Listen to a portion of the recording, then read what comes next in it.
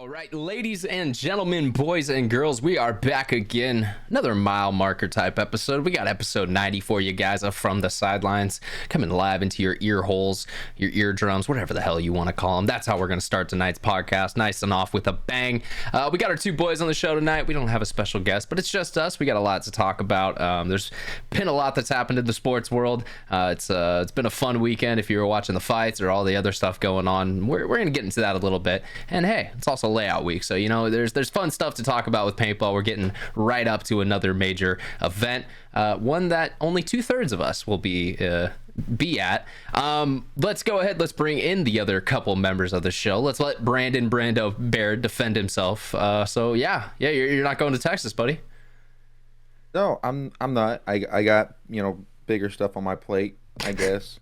Bigger life-changing decisions that have been made 2 years ago. All right, way before this NXL schedule was out. Our wedding was first, but yeah. It's a good cause for missing Texas, I suppose. Yeah, Tom Cole said F you with the scheduling. It's like, come on, Dave, right? Come on, man. Help out our boy. Let's figure something out here. Yeah, let's move all the event for just me and my wedding. That's definitely not going to happen. Let's bring who my family is, Dave? Do you know who I am? Good luck with that. Let's bring in our other host for tonight's show. He's here every single week. He's been here for all 90 episodes. The man, the myth, the legend, Stephen Hatch. What's going on, man? Dude, Brando, I cannot believe you're not going, bro. It breaks my heart. But dude, it honestly breaks my heart the fact that I don't get to see you get married, bro. It's a significant point in your life, bro, and I am excited to see you guys after you guys are married. It's podcast tradition, bro. Podcast hosts can't go to other podcast hosts' wedding, Absolutely not. We're coworkers after all. Fine print. Yes. Yeah, you signed that. That was in the contract that we all signed for the show. So, all right. Well, unfortunately, you guys don't have to worry about any of that. So same here. Yeah. So it's only Brandon who's gonna get married on this show. Amen, brother. Do it. All right. Well, guys, let's jump on into this. Texas, it's coming up. It's next week. It's going to be layout week. Are you guys? What are you thinking about for this layout? We're recording the show before the layout drops tomorrow on Wednesday. We're recording on Tuesday, like we do every week. So, what are you guys thinking? Are we gonna have another diagonal split field? What's Jason Trojan gonna pull up for this one? I think it's a legitimate possibility that they could do that. I mean, I think it's probably 50-50 at this point. I don't think two in a row. I don't think two in a row, right? So I don't think it'll happen this event, but definitely in the future, it's definitely going to happen again. I would not be surprised if they did it at the beginning of the season with Vegas and World Cup at the very end. World Cup, yep. Make the most chaotic fields possible for World Cup. That was my same thought process. Right. I hope it's more of a traditional field, but traditional. So I thought at some point that gets kind of boring, right? So I do enjoy the chaos. I want something exciting. Well, that's true. And what's traditional in today's NXL? I mean, we haven't seen a quote unquote traditional field with all the extended snake beams. So that'll be another kind of interesting, how will those get put in to what we, kind of think of as a traditional field? I would say the long lay down snake that goes all the way from your side all the way down to theirs, no from the box to the other box. It's just all connected the whole way. You can just get down and army crawl the whole way. Snake corner. That's what I think would be sick. I feel like it would be cool if it was almost I feel like were video game paintball maps back in the day with Greg Hastings where there were some obscure snake ones. So the creativity that comes when you can just make whatever you want. Those are, I mean, we've seen a couple of those out of Capital Edge when you give Marv the reins and just let him go wild. You can get some pretty interesting things that he comes up with. Get the double stack bricks, that you have to have, two pulse collards on top of each other's shoulders to look over. Or didn't he have a Stonehenge looking one at one point where? Yeah. We I like that one a lot. We managed to stick that with a bunch of duct tape sitting on top of a pin. Yeah, a brick. The one side of the brick's propped up on one brick, then the other side of the brick that's in the air is propped up on a pin with a shit ton of duct tape, and it's not even even. The pin's smaller than the other brick, so it's slanted. If there's one thing I learned from Mythbusters, you could do anything with enough rolls of duct tape. Absolutely. you save you from the in the space station. Save you from the space station. You could survive on a deserted island. You could pick up a car with duct tape. They did a lot of episodes. You could shut the people up in your trunk. That definitely didn't. Yeah, no, it is a valid use for it. God damn. All right, out of left field there. I wasn't ready for that one. Yeah. So all right. I mean, yeah, we'll hope to see something a little more traditional, or at least not. What would that be, like split in half, like at the 50, you know, you have the two different sides of the field instead of kind of the diagonal one that we did. Yeah, it'll be interesting to see. I mean, Jason always does a good job of trying to try things, and you know, everyone always yells at first, and then they play it and they're like, okay, that was actually kind of fun. Yeah, and then when they lose, they're like, I hate this shit. I want to see a double snake, you know, on the snake side. Like I was gonna say, yeah, like I was gonna say, the World Cup in like 2018, was it? Just with more snake beams, but I think WC just did it too.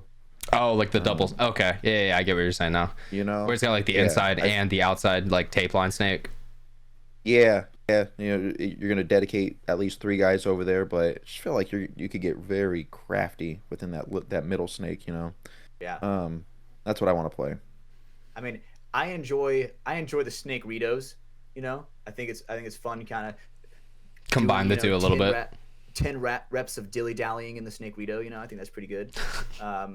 The sneaking around. They don't let me play the snake ever. Apparently, that's Caden's thing.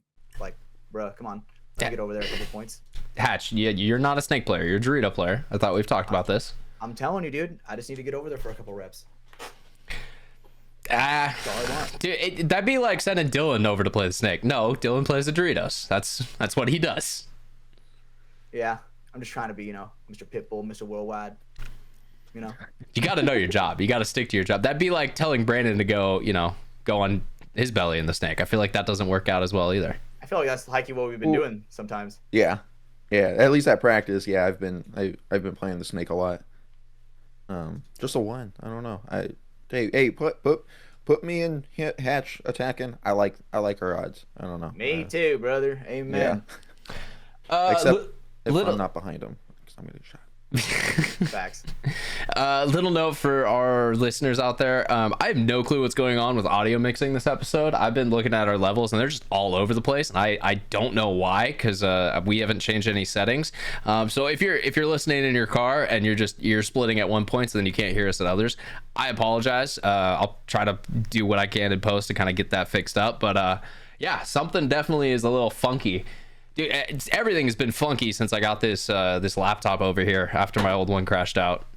God, wish that thing never died, because everything was dialed in settings wise. It was nice to have all that done and ready to go. Life lesson: never get comfortable. Be ready for change. You know. I don't know how that one. Stay on your toes, never on your heels, baby. You know, we always keep moving forward. Just always make sure you back up your settings. Always make sure you have cloud saves of everything. Yeah, there you go. Bada bing, bada boom. Absolutely. You're absolutely right, Ryan. All right. Well, I guess, you know, we kind of wrapped up the layout there. We'll see what happens. We'll see what comes out on, tomorrow coming out. Or, I mean, if you're listening to the show on the public release, it's already out, and you can yell at us in the comments and see if we got it right or wrong. But it's always fun to make bold predictions. Another kind of housekeeping note, if you are listening on the public release version, we are going to be doing another picks episode for our, gambling picks for the Vegas layout, or not Vegas layout. I'm still on the last event for the Texas event. That's going to be the previous Thursday. If you're listening to this on public, our patrons, it'll be out on this Thursday for you guys, so you'll be able to check that out and get ready to go. As long as you're listening before the event, definitely head over there, go get some of our insight on what we think will be the smart betting picks, and try to go make yourself some money. We will be kind of discussing a little bit more of the instructions on how to get money into Kirigo and how to use the site a little better, as well as VPN stuff. So if you have any questions about that stuff, go check out that episode of the show. We will definitely be going over that more. I have talked to our boy Fitzy, and he will be down to do another episode with us. So we will we'll see how that goes, but getting excited for it. We loved doing that show last time, and I will be bringing all of our statistics from last event, so we will be able to see how each of us did, so you can keep us accountable out there on the public feed. I feel like I did all right. Yeah, I feel like I did all right. Well, the stats will show. Yeah, I have no idea how I could have done. I don't know. You got half the picks, bro. You're in the hole, dude. Yeah, you're already behind. But that's why we're going So percentages. I gotta have a hit every time, every bet for me to even win. I mean, but you guys also can't really talk because you actually didn't bet on any of the matches. You just made picks on the show. So, yeah, you know. The only person who has an actual gambling record on that show is myself, and it's looking pretty good. So you might want to tune in and get all of our opinions and thoughts on that, because yeah, it might help you win some money during NXL Texas. I threw some Monopoly money down. That counts. No, it doesn't. Hey, man, dude. No, it doesn't. It's got to be real. Yeah. Get out of jail free card. I get taxed on it. I mean, crypto's Monopoly money anyways, so, you know, government doesn't need to know about that. Very true, dude. Shh, they're watching. No. Clash I of don't have any Clans. Did you guys pay your taxes? That just happened yesterday. That was fun, watching all that go out. Yikes. Tax season's scary. Are we really gonna talk taxes? Yes, we're gonna talk taxes. I want to know who's your accountant this year. Did you go through like a regular W-2? Did you have some 1099 income? How did you get that done, Brandon? You know, actually, I don't pay my taxes. Fuck the IRS. All right. Yeah. But moving on forward, in the other realm of wide world of sports, there was some awesome MMA fights this weekend. Sick. As you guys know, I'm the only person on this podcast who actually watches sports outside of paintball. So neither of my two commentators here were watching the card, but it's one of those things that everyone and their mom has seen the highlight of Max and Justin's fight. That card in general from top to bottom was awesome. I was over at a friend's house. I got there at like 3 and we were watching fights literally just all freaking night, because I mean everyone on that card was exciting and great to get into. Dude, Kayla Harrison destroying Holly Holm. That was fun to watch. Kayla Harrison intimidates the fuck out of me. Jesus Christ. She's a built-ass woman. It is scary. There also, I mean, Yuri taking down his opponent. That was a great fight as well. Just said, fuck it. You can hit me as many times as you want. I don't really care. I'm just going to keep walking forward and chopping you down. Oh, my God. Kayla Harrison, are you sure that's a girl? Yeah. Now Brandon is figuring out what I meant by that. It is very intimidating. She's got better traps than any dude I've ever seen in my life. But yeah, it's crazy. Also, I mean, there was just so many fights. It's hard to count. Before we get into the Justin one, the Pereira main fight was awesome. I don't know if you guys saw the highlight from that, but Pereira gets tapped in the nuts a little bit, and Herb Dean, big old Herb Dean, comes over to call time in the fight, give him his couple minutes to get his rest in, which is in the rules if you get an eye poke or get hit in the nuts. And he said, nah, fuck that, and ended the fight right there. No. He said, hold my beer, bro. Yeah, tapped him up with left. He was kind of gauging his distance, and then, yeah, just hit him with that left uppercut, which was a beautiful knockout to the floor. But really, I mean, the highlight of the night, I'm not even going to talk about the other female fight that was in the main card, because it was just a grappling fest. So if you like BJJ and submitting like that, then hell yeah, that was cool to watch. But it really, all the energy was consumed for the Justin and Max fight. The BMF championship, baddest motherfucker, that's what that stands for if you guys don't know out there. And they earned it. They earned it at the end of that fight. If you weren't watching the whole fight, you know, obviously everyone knows now Max was able to knock out Justin, but if you know, Max was definitely winning that fight. You know, it was probably, I don't know, 3-1 in his favor at that point, maybe even 4-1 if you're saying he's winning that last round too. So if it went to a judge's decision, they would have definitely just, all right, cool, Max, you're the winner. But Max Holloway don't play that shit, and he wants to end it in the ring. So with 10 seconds left, they just fucking said, all right, boys, let's bang it out. And yeah. Goddamn, that was entertaining. That shit's sick, dude. Standing on business right there. One of the best knockouts I've ever seen. I mean, literally buzzer beater knockout. I don't know if I've ever seen another one of those in MMA, but with, you know, 4 minutes and 59 seconds in the 5th round, just drops him. And a couple people have said it, but dude, I thought Justin was dead. Like, just the way he crumbled onto the mat. Yeah. And it's funny because if he even stumbled during that, like, let's say, you know, like other knockouts, guys will maybe like take a couple steps back and then fall over. If he did that, they would have gone to decision. But it was the fact that he just plain and simply just was Like a dead lights body. out. Yeah, just fall to the mat. That obviously Herb came in and said, nope, that fight's over. You just got a knockout. Yeah. That is Nasty hit, dude. Like, crazy. everybody thinks they're tough until they get like smacked in the jaw, dude. Dude, everyone thinks they're tough until Max Holloway points at the center of the octagon. Because that's if you guys don't watch MMA, that's something he does fairly regularly. If there's a couple seconds left in the 5th or the 3rd round, depending on how long the fight is, he'll just say, all right, let's go bang it out, and just stand in an elevator and just completely throw punches with each other. And yeah, it's definitely taken some damage that way before, but sometimes it'll give you moments just like that. I thought, Yeah, dude, just when he hit the ground, How? Oh my god. that was I like a just saw legitimate it, like I'm sorry. ragdoll. Oh, you just watched it This guy- again? Yeah, he just crumples. Yeah. I love how there's a new people have probably seen the MMA like meme of Joe Rogan and John Anik and all those guys like freaking out from Yeah. it was one of the past fights. I forget which one it was. Now there's a new version of that though, because they were all just losing their mind. Like I said, I was at one of my friends' houses. It was actually a dude I used to dance with way back in the day. And he, kind of held a little party. There was probably like 10 or 11 people watching the fights. And that was definitely the one that everyone was looking forward to. So we were all intently watching, everyone was paying attention, and, no one was really having side conversations and stuff.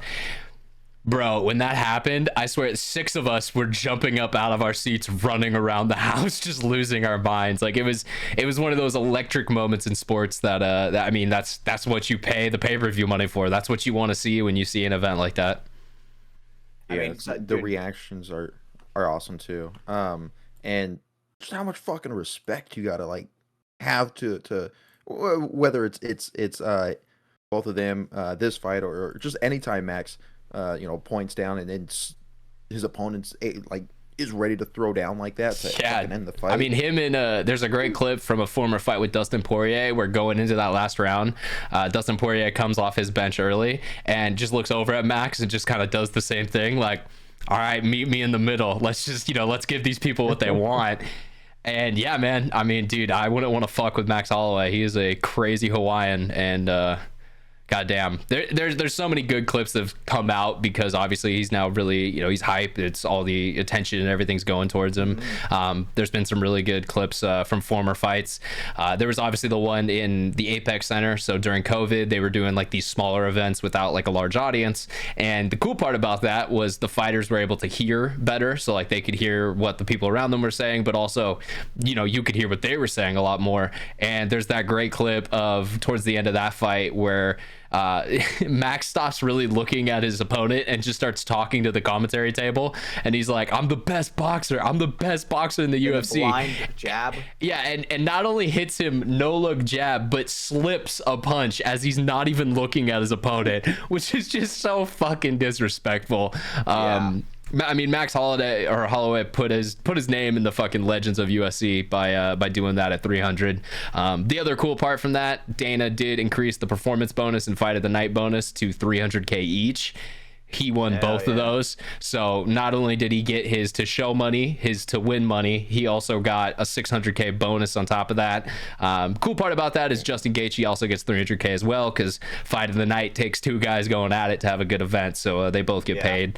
And I will say it's also cool too, the amount of respect those 2 guys have for each other. There's been a lot of clips after the fight of, just leaving it in the octagon, which I always think is kind of cool. It's like, all right, we got it out, we fucking, the better man won, and all right, cool, I'll shake your hand and tell you you're a champ. Modern day gladiators, bro. Sportsmanship. Love that shit. Dude, 100%. I mean, Joe says it all the time, but Max Holloway is the closest thing we have to an actual like Spartan warrior in today's age. Just no fear, just will fight anyone anywhere, and it's fucking impressive to watch. That would be sick though to watch that shit. Imagine like having modern day fighters now in like an arena where it's like dude to the death, like a sword and shield. Could you imagine? They do have events like that, like not to the death, but there are like medieval fight clubs where it's like dudes in armor and sword and shield just going at it. I don't know how there's not more deaths in that, because they go pretty hard during those. There's a club in Clovis where it's like when they practice with foam, and then the next couple weekends they come with their whole, like, it's like a whole arena that they block off in the park, and they have their whole night suits. So have you seen these? Dude. Like, it's in Scotland or something. They have like a huge, like, it's a there's a club where I'm at. There's a club. Okay. Wait. This is in your town. Yeah. It sounds like I don't LARPing. say that exact one from the video. You have to. There's one in your town. You find out the info, Hatch. I will make the drive down there, and we will go. I'm down to do it. That would be really entertaining. I mean, I'm down. That's kind of why I'm like, I don't know if it's the same level as some of the ones that I've seen like online, because those guys, they let them go at it. Like, they're taking swords, or not swords, they're taking their shield and like shoving it into the other dude's armor. Yes, I've seen that where they're, no joke. God, now Hatch just loves bashing. Like, the only rule that I've seen is like just no back of the head blows. That feels like trivial at that point. Like, if you're letting guys just go at it with, you know, actual weapons, then. But what I've also seen is the cheeky people that they use like an axe, where it's like they hit with like basically like the base of the axe, and the actual axe head is hitting the back of their head. It's like a hook down, you know? Oh, because they're hitting like the back like or something. Shot down to where the top, it's almost like a hook. A little cheeky. It does seem, yeah. That seems like you're going around rule sets there. So, you know what? I don't like that. That's equivalent to twisting your barrel as you're coming out of the pits. I feel like I've seen it on like two thumbs Thursday evening or something, like driving past that park. Because there's two parks that they practice. I'm just really scared it's going to be like LARPing and not actually what we're thinking. Like that. Lightning bolt. Lightning bolt. Yeah. That's what I have in mind, but I feel like if we go, they're gonna take it way too fucking more, like a lot more serious than I have in my mind. Right. I thought it was just LARPing, but I've seen two groups at the same exact park with like fake ones with like obvious like fake foam props that are like yellow and shit, and then a full like roped off area where they are going gnarly full knight's armor. I will say crazy. That does make sense that your like town would have that. Like, there's nothing else to do, so let's just get in knight armor and fight each other, boys. We either have like the cowboys or like the knights, you know, cowboys and knights over here. It's fiction of some type, but we're not living in today down in Clovis. No, it is awesome, dude. Is there like the cyberpunk club too, where they're like out there trying to hack shit? Dude. You know, maybe. I bet blowing Hatch's mind here. The medieval foam fight club. See, foam. I'm telling you, it's not what we're thinking of. I've physically seen it with my eyes, where people are fighting with armor. Brandon just said foam. Foam is not the same as steel objects going at each other like they do in Scotland. I'm telling you, I've seen it with my eyes. I'm telling you, you keep blowing out the audio. That's not my fault. I don't know. What the fuck? ABC 30 isn't collaborating with what you're saying. See, ABC and that's 30, I mean, bro. that is a trusted news source. ABC, mainstream media. We definitely. I'm pretty sure my work's actually right next to that station. No joke. Really? I think I drive near that. I think some news station. I don't know if it's that one exactly, but. I have a hard time believing there is a medieval fight club in Clovis, because I just feel like, I don't know. It's not passing the sniff test for me. You know what? That's fine. That's fine. Your sniffer's off. That's fine. Sniffer, He's getting so defensive. He's like, don't attack Clovis. Dude. All right, we've got some shit here. We're cool. Dude, I wouldn't. Honestly, I thought this place was so boring until I've seen. I mean, we have the rodeo. That's what Clovis is known for, is the rodeo. See, that wouldn't make sense though. You got all the ranch folk out there who, want to get their. I don't know. Their fight on. I don't know. The only reason I know Clovis is because you live there. What the heck? I'm gonna say the article that Brandon Brandon I think just that chick's posted. wearing Planet Eclipse knee pads. No joke. In that picture you just sent. Aside from that is LARPing, my friend. That is 100%. I've actually never seen that. Do you see how he's retracting or retracting his statement now, Brandon? I got there eventually. No, there's way more people than that. This is nearly not as cool as I'm. Yeah. So I've never seen like this little of people. Or I don't know. Is it like role models, like in the movie Role Models, like where there's armies? I've never seen that movie. Role models. Or at least the name isn't coming to mind right now. Oh, with Paul Rudd? And Stifler, the I've seen Sliffmeister. that one. Yeah, I actually don't think I've seen this. I've not kept up on modern day movies all that much. 2008. 2008. Damn. Okay. That was Wow. like, I mean, fuck. I was Wasn't made in the 60s or 70s. I don't know. I was in like 5th grade in 2008, I think.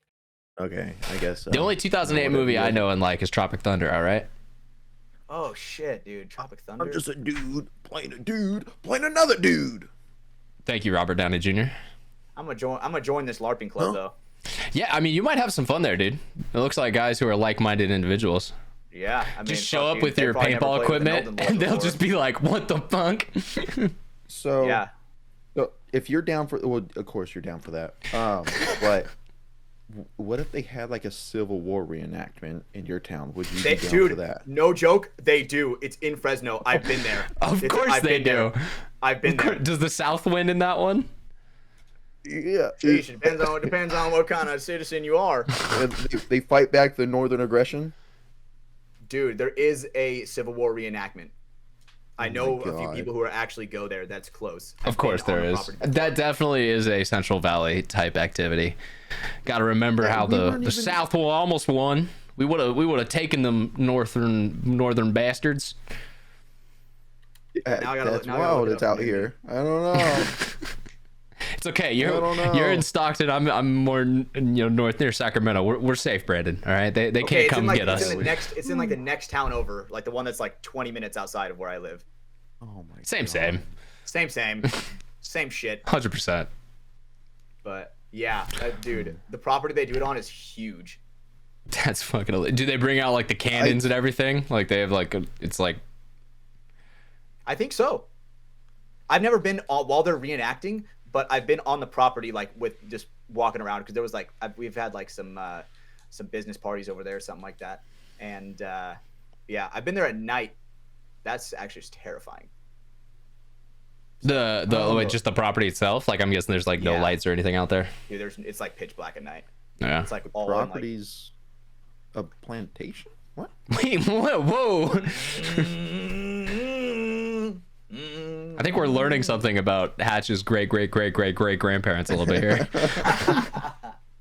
Oh god, that'd be so funny. But, Jesus. yeah, dude. Civil War reenactment. I don't know. World War II reenactment. Now We're talking. Now we're talking. We got too many people over here that enjoy playing the South and get really indulged in their role. I'm saying that's very Central Valley. Makes a lot of sense. So. But you guys would be the South of California if that ever happened. Dude, we got everything over here. South will rise again, brother. Yeah. I can't co-sign on that. No, you're leaving me out to dry on that one. No, out of all the things, that's where I draw the line. Let's participate in a Civil War reenactment. I'd like to. I mean, you want to one thing? You want to do that? That sounds like a lot of work. It was on American Dad, but it was like a Vietnam reenactment. Bro, that shit was so funny. And they're like, instead of like machetes, they have like red markers, and they're like drawing red markers across their throat, like to like slit their throats. And it's just insanely funny, dude. They're like, get on the chopper. It's like a golf cart with like a ceiling fan on it. And he's like, like make the helicopter sound. So I was like, yeah, that's pretty good. That's a cartoon show by Seth MacFarlane. Dude, so good. American Dad. Good morning, USA. All right, we won't go into the full theme song for it, but yeah, I feel like an actual Vietnam reenactment would just be really fucked up. There would just be like a lot of napalm in the air, a lot of dudes smoking weed out of shotgun barrels. That's something that happened in Vietnam. Go learn your history. I love that picture. That's one of my favorite pictures from that era. Not gonna lie. I mean, you look like a dude who would be in that photo, especially with the headband on right now. Like, whoa. Maybe. Okay, yeah. Cover up the sponsor. But yeah, no. World reenactments or war reenactments are always interesting to me. I don't know if I'd participate in one, but it would be cool to like see one go down someday. I want a reenactment of Lord of the Rings Helm's Deep, where I'm the defender, while they're just coming into my castle and I'm just slashing heads off. That'd be fucking sick. Right there with you, Brando. I know where your brain went. Yeah. What, oh man. Oh, nothing. All right, whatever. Look. Any Lord of the Rings reenactment, I am all down for it, especially Helm's Deep. I fuck it. I'll simulate. If we could reenact that scene when Aragorn tosses Gimli, I'll be Gimli. Fuck it. Whatever. I'm the smaller one out of us. I was gonna say that would be you. I think if we're going on height, I would be the one throwing you, and then you would be, don't tell him. You can't tell him. Don't tell me off. Fuck. Yeah. Yeah. No, I mean, Lord of the Rings is a great one. I think it would be cool to be an orc, in that reenactment, just fighting back, trying to take the motherland home. If you got respawns, that'd be sick. Nah, fuck it. I want to get shot in like the first 5 minutes and then just lay there for 6 hours. Damn, you don't want to be the big red guy. Dude, if you think about it, if you're the first guy down, where you're getting if you're the first wave in, you're getting shot, dude, you are getting trampled by every other fucking wave that comes after. I just get to lay there, brother. That's my job for the rest of the day. I'm just gonna take a nap. I wonder what an orc's level of the average orc's level of consciousness is, bro. That's a real question. Is it a real question, or that's a fictional universe? I mean, dude. Are they like a hive mind? I don't know. No. Watching the movie, they're definitely not a hive mind. I have an extra copy of the Silmarillion. I will give it to you, Hatch, so you could be up to speed. Thank you, bro. Yeah. That's.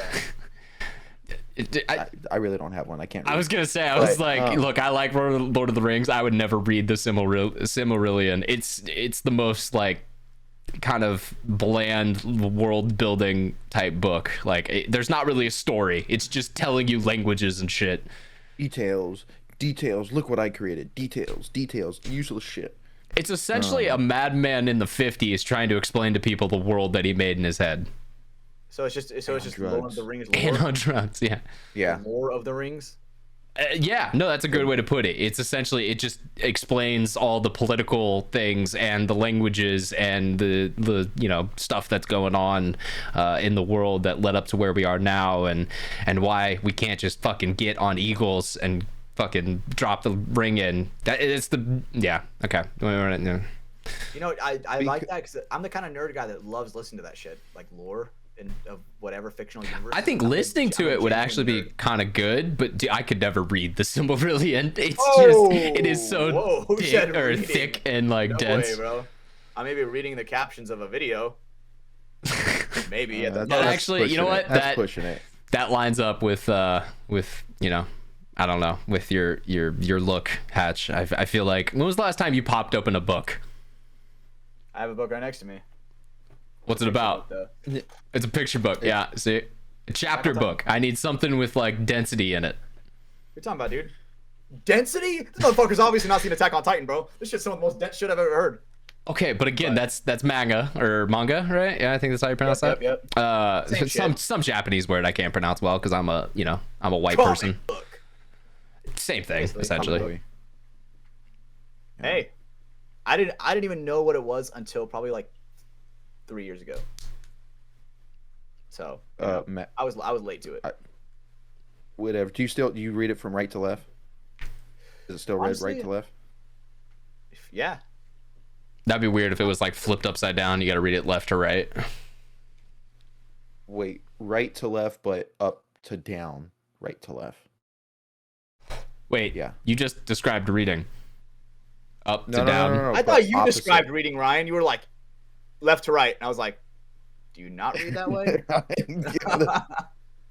You start from the right front. I don't fucking know. I don't read. Dude, what the fuck are we talking about, guys? Fuck yeah. Our education Where system we sucks read ass. left to right. Whatever. All right. Well, yeah, I guess fucking is something about manga. I don't have a segue. Paintballers came out. I don't know. I'm guessing you guys haven't touched that at all. I jumped in for a little bit, and when I mean Paintballers, that's the game that's coming out by Black Zebra, I think is their studio name. Dude, that's sick. So it is opposite from Infinite. I jumped in for a little bit today just because I wanted to test it out a little bit before we talked about it on the podcast. Is it available for everybody? It is. You can go on Steam right now, and you can jump into the beta for it. My biggest thing with it is they did not fix the movement. They didn't fix the things that I asked them to fix to make it feel like a good game. They added more visual shit in. They added some better skins. They added, some of those mechanics in. It is still the same clunky mess that it was when I first played it. Okay, so now I'm kind of confused. Are there 3 now? No. There's 2. So Virtua is what we're talking about, but since it got sued by Virtue Paintball, they had to change it, and they came up with the name Paintballers. So that is the name of the game. It is called Paintballers on Steam if you want to go check it out. I'm gonna be honest, we probably couldn't come up with a better name that doesn't sound nearly as gay, but that's okay. That's okay. Is it Paintballers with a Z? No, Paintballers with an S, but it's still Missed bad. Opportunity, bro. Missed opportunity. Could have had a Z at the end of there. Would have been a little better. For the zebra, for whatever their thing, zebra. So their studio name is Black Zebra Games. So that's like Infinite Paintball is developed by 5-2 Studios. Paintballers is developed by Black Zebra Games. Damn. You could have Paintballers for a Z for Black Zebra. I guess. I don't know. I will say capital Z. The one thing that's kind of cool with Paintballers, and we'll see this fleshed out more in the future, is they are actually partnered up with the NXL to kind of provide more things that are, from the NXL into the game. Yeah, I don't know. The thing for me is a game has to be fun to play, and right now moving in that game is so clunky that it's like this just doesn't feel good. You could play as Marcelo. Is that Marcelo? Yeah, so Marcelo is the title athlete for it, so he is on all the marketing. They have his jersey and stuff available in the game right now. The other thing, I don't love this. I get why they're doing it. They're making it a free-to-play game, so they have to monetize it somehow. There's going to be loot boxes. The way they have it set up already, I've seen in like their inventory systems where items have like rarities to them. So I'm 100% certain it's going to be like, you buy loot boxes and then you'll get certain items of different rarity. You have to buy keys. It's probably going to be that, which, then I guess for me, that's a nitpick because I came from a time in games where I'd rather progress and earn things in game myself, but I do get they're trying to make it available to everyone. And that's a way you can do that. That way, all right, anyone can get on and play the game. You don't have to actually purchase it up front. But as a way to support that, they need to make it so they can still, make some revenue back from the game. Is there a way how I can earn some Z-Bucks? Is that what they're called? Z-Bucks for Zebra? They have not implemented any of that stuff yet, so I don't know. And since it is through Steam, they'll probably just use, Steam's marketplace, so it'll be just, you use your PayPal and buy shit through that. Yeah, dude, my biggest thing, just make the game smooth. Just make it so when I'm coming off the box, I don't get clipped into every single object around me, so it doesn't feel like I'm a 400-pound gorilla trying to slide out to the corner. What obstacles are around you at the start gate? Other players, and the collision is just absolutely abysmal right now. I was in a lobby where a dude just kept deciding to be right in front of me, and every time we came off the box, it would be like this, half a millisecond of just like... and then we could go out on our way. Is it voice chat? I don't know the answer to that. I haven't used it yet. No one was talking, or there is no voice chat. Yeah, so that's the thing. I don't know either way. There could be, there could not be. That's one of those that you'd have to test for yourself. And I'm being harsh on it because I want it to actually be good. And I think the base thing that they're missing is just the core gameplay itself. Once they have so much polish around the game, the menu system and the kind of the main stuff looks fucking amazing. Looks fantastic. They have phenomenal. Yeah, graphically, like even in gameplay, looks pretty good. The field looks good. It looks great. It's just when you feel like a 400-pound elephant trying to get down the field, that doesn't feel great, especially as someone who's been playing Counter-Strike for a long time, which has very good and fluid and solid movement. And look, dude, even Infinite kicks butt in movement right now. It is a lot more easy and fluid to kind of get down the field and do what you want. Obviously there's going to be a learning curve. So as, you spend more time in the game, you'll get used to the way that game presents itself. But yeah, come on, guys. Let's make it so it feels a little better. It's funny that you're like, oh man, a 400-pound elephant, so slow. Dude, a 400-pound elephant, that's actually pretty light for an elephant. I know, but that's kind of like I'm just using that as like a saying, like that's because that's how it feels. It just feels like you're a very big clunky object. Whereas, let's be real, Hatch, when you're playing paintball, you're a nimble, fast little fucker. You know, you don't like take 12 steps to get out to the corner. You know, you're taking 6 and then you're sliding the rest of the way. Yeah, so I mean, you know, little shit like that, I think should be their priority right now because they've built a great product from the, you know, the UI aspect, the graphical side of it, like all that stuff looks They look great. like they could be done with that for a while for the graphical.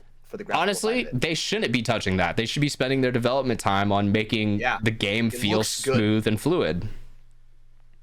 And they do have this whole system off the box where they're trying to have it be like a skill-based system. That's been toned down. So it used to be that your gun wouldn't be released at all unless you hit a certain key on your keyboard or on your controller.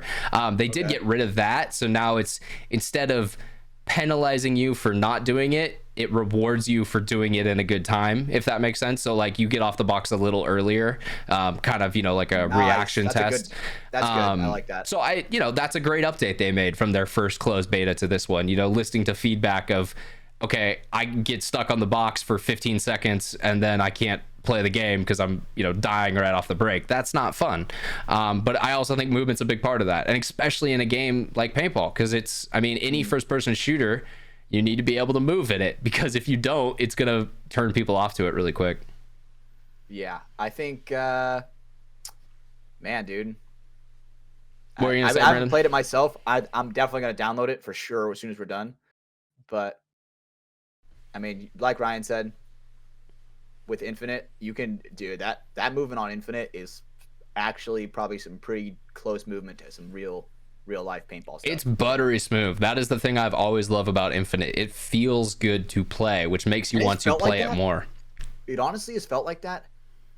Dude, Ryan, we've been playing it since like, I mean, a year and a half at this point. Yeah, right. And even back then, it still felt good. Yeah, there was a lot of jank with like other things in the game, but you know, shout out to Ethan. That was always his first priority, was making the fluidity of it feel good, and then from there you can polish and refine other core systems around that.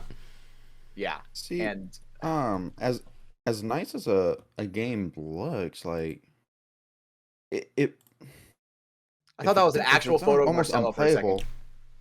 second. If it's almost unplayable, if it's clunky like that, it's not gonna keep the viewers or anything, right? I mean, that's what Minecraft did, right? It's visually unpleasing, I don't know but about that. It's fun to play, and that's what matters at the end of the day. It was so fucking fun to play. Yeah, that's right, true. Now maybe have you turned like ray tracing on and shit? Like you can actually make Minecraft look really good. Mountain, dude, I'm like that shit in real life. I'm like, you know, look at this view.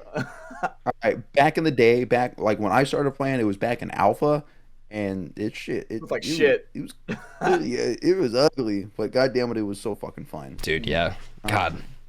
Dude, alpha Minecraft, that was a thing. We had no end, we had no nether, we were surviving. That's all we had. There was no chickens didn't make sounds. Oh shit, yeah. Chickens in there. I'm pretty sure all the base mobs were there. Like there was pigs, chickens, zombies, creepers, skeletons. No Enderman. You know what? No, Enderman didn't exist. I remember the creepers were actually originally a glitch that people would randomly explode and they would hear that like hissing sound, and so they eventually like named the glitch like creep.exe or some shit, and that's how the creeper was born. It was by accident. Was it pig? I don't fucking know, dude. It was a long goddamn time ago. Holy shit world. But is this their first game that they're making, Black Zebra? Yeah, so Black Zebra, it is the same exact team that was making Virtua Paintball. It's just because of all the legal issues with that, they had to change their name, their branding, everything had to be changed from that standpoint. They had to remove any mention of Virtua in the game and all that stuff.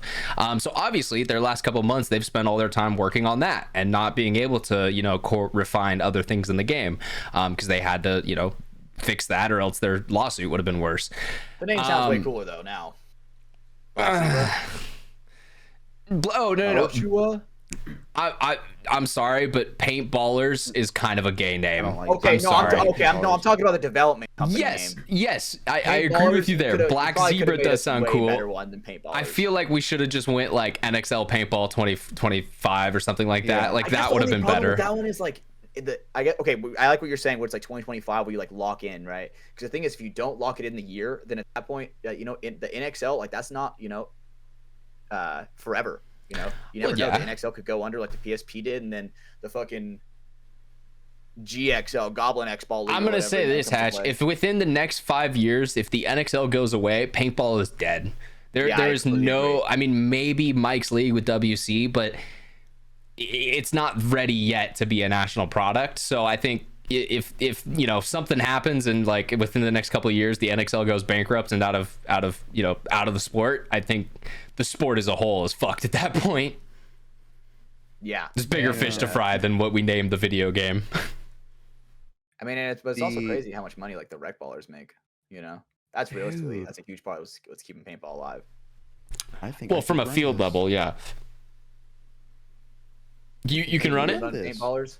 Let's go. Dude, minimum GTX 960. I think that's what I got in here. Let's go. Dude, you can run this, but you can't run content warning, bro. What? Dude, and this one looks better, but content warning. This looks way better than content warning, bro. But yeah. I think this is where your guys' lack of like computer science shows. Just because something looks simple doesn't mean there's not a lot of processing power behind it still. And the thing with content warning, it's all the lighting. I know everything now. I'm friends with Ethan. I know everything now. It's I use it like a blanket statement. You know, whether it's technology. I mean, I was trying to actually explain, but it's cool. I'll shut the fuck up. people, you know, when they don't look right, the processing is just slower and shit. You know, it's all the same to me. Same. I was gonna say the main thing with content warning is the lighting in it. The lighting is pretty advanced, and so that's why a lot of it is trying to, you know, render on your GPU, and why you need at least decent GPU to make that run. Okay. But yeah, I mean, the other thing I got to give them credit with for Paintballers is they did away with their switch hands snapshot system. So you can now just have a snap on each, you know, individual key, like Infinite, Rainbow Six Siege, Tarkov, any game that has a leading system. It's now like that instead of being its own proprietary. I also can't hear you, Hatch. I don't know if you muted or something. No, you're good. But yeah, so it's they have, you know, they've listened to a couple of the critiques that myself and the community has had. The next biggest one I think they need to spend time on is just making it feel smoother. It's hard to describe how something feels heavy, but I know both you guys have played games enough to where it's like, oh, okay, this, like, I feel like there's a delay on my inputs. I feel like I'm not able to do exactly what my brain wants to do. And some of that's probably the learning curve, but I feel a lot of it, because I felt it in the past beta too, is just, you know, they have to tweak up some of their inputs and stuff like that. They want some real critique. Put Cedar on that game. They want some real critique. Oh, God. Bro, oh, God. He would go crazy on that game. I'm not even going to lie. Yeah, Cedar lost his shit with Infinite even, and that has so smooth movement, so I don't even want to hear. That one was like when it was in like still like early access. Yeah, because that was when we were just trying to get the boys together to like test it out for, you know, in between ourselves. Mm-hmm. But now, dude, that game is fucking buttery. I like that game a lot. Do you saying that you saying that you know, since we haven't played it, but we can tell, like playing other video games, that when you're heavy and whatnot, it reminded me of playing which one, like Call of Duty. It might have been Modern Warfare 2 or 3, or maybe Black Ops. Going from that to like Battlefield Bad Company 2, the movement in that, like how much heavier and just slower you were, barely jumping, and it wasn't as quick. And as frustrating as that was, starting it up, and yeah, it was a learning curve though. All of the, you know, COD movement god kids that exist now, they're gonna come to this and be like, what the fuck?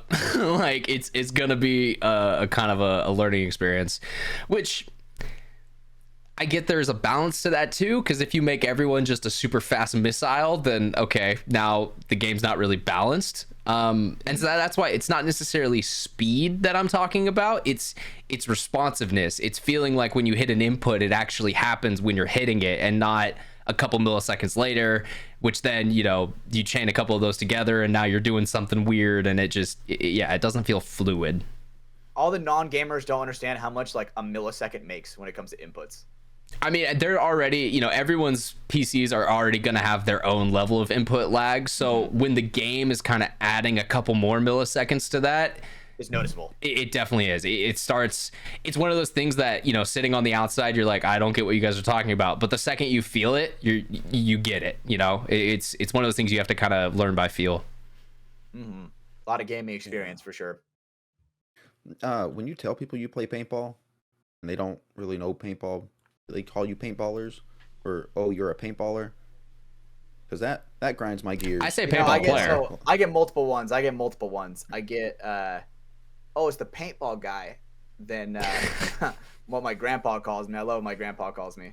My grandpa goes, "Hey, killer," and that one just gets me good. I love when he calls me that. I feel like your grandpa was in Nam. God damn. No, my grandpa was in World War II. Yeah, makes sense. Thick Missouri accent. Like I've heard Balla. Like, oh, he's a Balla. I've heard that one before. Dude, even if they named this Ballers, that would have been cooler. Like, it's just there's something Ballers about the name Paintballers that is just Ballers with a Z. I don't know. It just feels cringy to me, and I get that is such the smallest and dumbest thing to complain about. So I get that. I but bet they get copyright. What was that? An HBO show with The Rock? Wasn't that called Ballers? I bet they get. I guess, yeah. It was, yeah. See, but you don't call NXL Paintball 2025 would have been the best. Ballers. Actually, that's what I'm saying. Basketball players, basketballers. Soccerers. So you're kind of wrong, because in England, being a footballer is, that is an actual term. But that's England, and we kicked them out 250 years ago. Yeah. Yeah, it's us and then England way down. You can't even see how far England's down because my camera doesn't go down that far. Like, it's far. We set the tone. With basketball, a common nickname is being a hooper. Like if you're a hooper, you can play. There are names out there, but okay. I feel like I know where you were going. So overall, good. It is, it's a good positive thing, and that's why, when they released their press release, I threw it up on my story. And when people do cool shit for paintball, you got to give them props, and this is that. They're trying to do something, but just please, in your next build, work on movement. Get movement a little bit crispier. When I go and run out to the corner and then hit control to slide, there shouldn't be like a half a second delay, because then that makes me feel like the input didn't take, and then I'm going to do other inputs, and then those are going to get stacked up on them, and then now I'm just out in the corner like freaking out, and it's like now I'm dead, and that doesn't feel good, because it makes you feel like the game isn't doing what you want to do, and as we all know from Cedar, that causes rage in players. Very much so, very much rage. But I mean, like, look at it for how they're building like the paintball community. That's another way on how us like-minded individuals that enjoy playing paintball can bring another avenue of paintball into like a regular work week. Yeah. Oh, dude, fuck. Oh shit, new layouts up. You guys want to go play some Paintballers? NXL Paintball 2025 would have been such a better name. It would have been a better name. Paintballers. I feel like you have to say it like that. Yeah, as fruity as possible. Yeah. Paintballers. Since it's free and they're gonna, probably thinking of adding in microtransactions and whatnot. They're 100% going to add in microtransactions. There's already a store that's like grayed out on the main menu. Okay. That's a confirmed thing. Fools. But would maybe not right off the bat, I would assume, because they're a smaller company, but maybe later on if it does grow and now they're selling jerseys and stuff and reimbursing like players. Is that a goal that you think they want to get to? Because that'd be pretty cool, right? You're talking about like they can make like a skin that's like, all right, if everybody buys this, it just feeds back into paintball. Kind of like a creator code type thing for Fortnite or something like that. That would be fucking sick. Yeah, that would be sick. But everyone is just going to use Marcelos, Tylers, Ryans, and Kyles. And if anyone else out there, you're not going to get any other shared revenue. Because that's just how paintball works. Use code BRANDOOF. Brandoof, yeah. No one's using the From the Sidelines code. There's a reason why no one checks out our show, because none of us ever played on Dynasty, and that's all the greater paintball community cares about. That's true. One day, dude. That's the goal. One day. See that But we're not a paintball podcast. We're a podcast that just talks about paintball sometimes. We're a podcast by paintball players. So yeah, I guess, touching on like the microtransaction stuff, that's not a hypothesized by me. No, that is a confirmed 100% thing. They are going to be adding in ways that you can get more skins. In the beta right now, currently, everything is accessible to everyone. Makes sense. They're trying to make sure textures work, make sure there's no weird glitches or anything like that happens. And everyone out there, if you have a PC with Steam on it, you can go play it right now. Like, there is no sign up window. There's nothing like that. It's not closed in any way, shape, or form. If you head over to the Steam page, there'll be a little button that says request access for the beta, and you just have to click that and you're instantly going to be granted access into it. So definitely, go check it out, go try it out for yourself. Let us know how you think about it if you have a PC out there. I know that's the biggest thing with the paintball community, is it's a lot of broke guys who only got consoles. They do plan to bring it to consoles at one point in time in the future, but you're just gonna have to wait a little bit longer because PC Master is. Just get a PC, dude. Like, mouse and keyboard or die. How long a PC could last you, dude? Like, you're easily beating the next generation of console. Well, and one of the things I love with PC, I was looking through my Steam collection today because I was downloading the game, so I was in my library. Dude, the amount of games that are just sitting there, it's like, maybe I'll go play at one point in time. Like, I got on some, super cheap Steam sale or something like that. Microsoft is never having a deal like that where it's like a game is like 99 cents, dude. Like, I got like some of the Assassin's Creed games for 99 cents. Yeah, well, and it's cool because they just sit in your library, and there's no expiration on it. At any point in time, you can download those and throw them up, and see how it goes. None of the boys are on. Fuck it, I'll play a solo game. And there you go. So, I mean, I definitely have enjoyed my investment into a computer. Enough for me to where when my first one took a shit, I bought a second one. Yeah, now PC gaming's the way. I know some people don't like using, a keyboard and mouse. I've been using it since I was 12 at this point, so it's just kind of second nature. But look, the game supports controllers. So, like, let's say you get a laptop, plug in your Xbox controller, boom, you can use that right away. Things like that still work. So yeah, if you are a controller based player, you're filthy scum that needs aim assist to actually be on our same level, but it's okay. Agree. Keyboard and mouse or die. There's a reason not to say. That is a hill that some motherfuckers will die on, saying that aim assist doesn't do anything. No, it's literally aimbot that you get. I agree. It's okay. You can just admit it. It's okay. I actually don't know if there's any aim assist in Paintballers. So that actually may be the one game where there may not be any. I've cheated in Paintball. I've wiped a hit. Sue me. Well, there's no wiping in this. It's I mean, unless you get like a weird network interface type thing. I had one of those in the old beta, where like paint came up on my screen and I would just have to keep playing. So it was like it registered I got hit, but the server didn't register. It was one of those weird type of things. That's happened to me on Infinite, where I've been hit, but I was the camera and I still had a gun, so I was able to fly around and shoot. I feel like that's been fixed. I haven't seen that bug in a while. No, that was a long time ago. That was a long okay. time ago. So that was like one of the craziest glitches I've seen. Yeah. Well, and that's why testing has to be done. If we want things to become better from like a movement standpoint, you got to say, hey, can you guys work on the movement? I mean, any game out there, Valorant, when they were first testing that out, they worked with pros nonstop, just asking like, what's your opinion on this? Does this feel good? And dude, to Valorant's credit, it's a fluid, crispy game. There's a lot of other things that's weird about it, but yeah, it feels good to move around and do what you want to do in it. I agree. It's one of those games where it's just one of those polished ones, and that one takes even less computer power than or at least I feel like it takes less computer power. It does. That's always been Riot's thing. They want to make games that literally you can like have a potato and run their game on it. League has always been the same exact way. You literally need like an i3 and it'll run it just fine. Hey, dude, shout out to Riot, dude, for them budget ballers.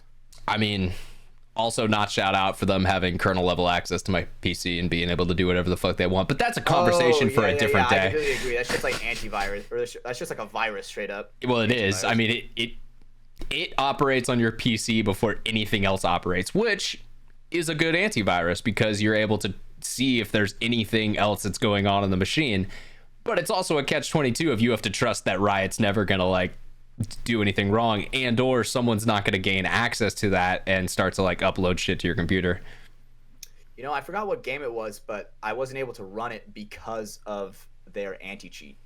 Because it was like flagging something for Yeah, exactly. for When I would load up Valorant's the game, it would anti-cheat. flag it, and then a fucking huge like red screen would come up for Valorant's like Vanguard, and I'm like, am I getting hacked? It's like, why are you cheating? And you're like, I'm just trying to play a different game. Like, Oh, I haven't played in months, dude. Relax. that's all funny. That did happen to Apex Legends recently during their latest major. Someone actually was able to break their anti-cheat and upload cheats to active players who were playing in the major. Like, What? Yes, this was a That's huge insane. story. One of my favorite guys I've been watching recently, Pirate Software. It's a guy named Thor. He's a streamer who started recently, but he worked at Blizzard as a security specialist for a long time. I want to say like 20 years or so. Like cybersecurity specialist. Offensive security is what it's called, but it's like a specific branch of it. But yes, essentially, he's trying to prevent people from botting in Gotcha. games, creating cheats, stuff like that. That was for World of Warcraft. Like that was that's what he did, every day for 20 years. He gets you big bucks. It definitely did. And he has stories about that. You guys can look him up if you want more information about that. But he did a really great video kind of breaking down his thought process on how he would try to fix it and, seeing what the problem was and kind of everything behind that. Really interesting stuff if you're at all interested in that. I know a lot of people probably aren't, but if you're a nerd like me out there, that's cool. You can go check that out. Hell yeah, brother. Let's I guess that's all the paintballer stuff. I guess we can move on a little bit. I got a good question. Okay, let's go to that.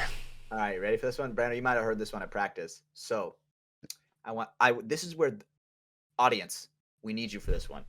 So how long would it take you to shoot 1 million paintballs? Oh, Think about it realistically. So let's Some break that people are down. like, I'm gonna break that down into cases ready? real quick. Some people are like, oh, the math is so easy. But look at it like this. I mean, are you hooked up to a hotline air station, having unlimited air? Is someone loading your pods, So, dude, your loader's gonna die before 1 million without a doubt. oh, 100%. I was just trying to break it down so it's a little easier to visualize out there. So for anyone listening, 1 million paintballs is 500 cases of paint. So that's, you would have to shoot 500 cases. So imagine you shoot like if you're having a heavy day, you're shooting 3 by yourself. Maybe you're going out there, maybe it's a practice day, maybe you're shooting 5. Now double that or multiply that by 100, and that's how many you'd have to shoot. I mean, dude, that's like a 2-day endeavor. Let's be real. Like if you're spending all day just pulling a trigger or putting it in full auto and just letting it rip because your fingers are gonna get destroyed. Right?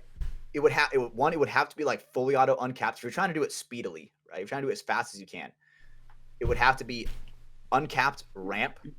I mean, shit, dude. At that point, you're at the quality of paint, dude. If a ball gets jammed, you know what I'm saying? Like, well, and I was gonna say you're gonna need multiple markers. You're gonna need multiple setups, just because they're gonna go down during that. So you're gonna you're gonna have to lube it in time. You would have to lube the gun. Yeah, you're gonna have like a tech like working for you. Well, you're just holding down, dumping in pods, letting it go. You're gonna need a pit crew that is replacing batteries, that is lubing markers, that is getting pods loaded for you. Like it is, dude. Honestly, that would be like a 3-day weekend type event to shoot through 1 million pods, and you would also need an air compressor that could keep up with that because that's gonna be the other thing. You would have to have like a hotline straight to it. If you wanted to like keep blasting. I mean, I think you could get away with tanks, like if you just get like an 80 on there, or maybe even like a 90, and just let it go. But you're gonna need like four or five of them, just like so someone's just constantly filling, and then you can swap out to another tank or just have another setup ready to go.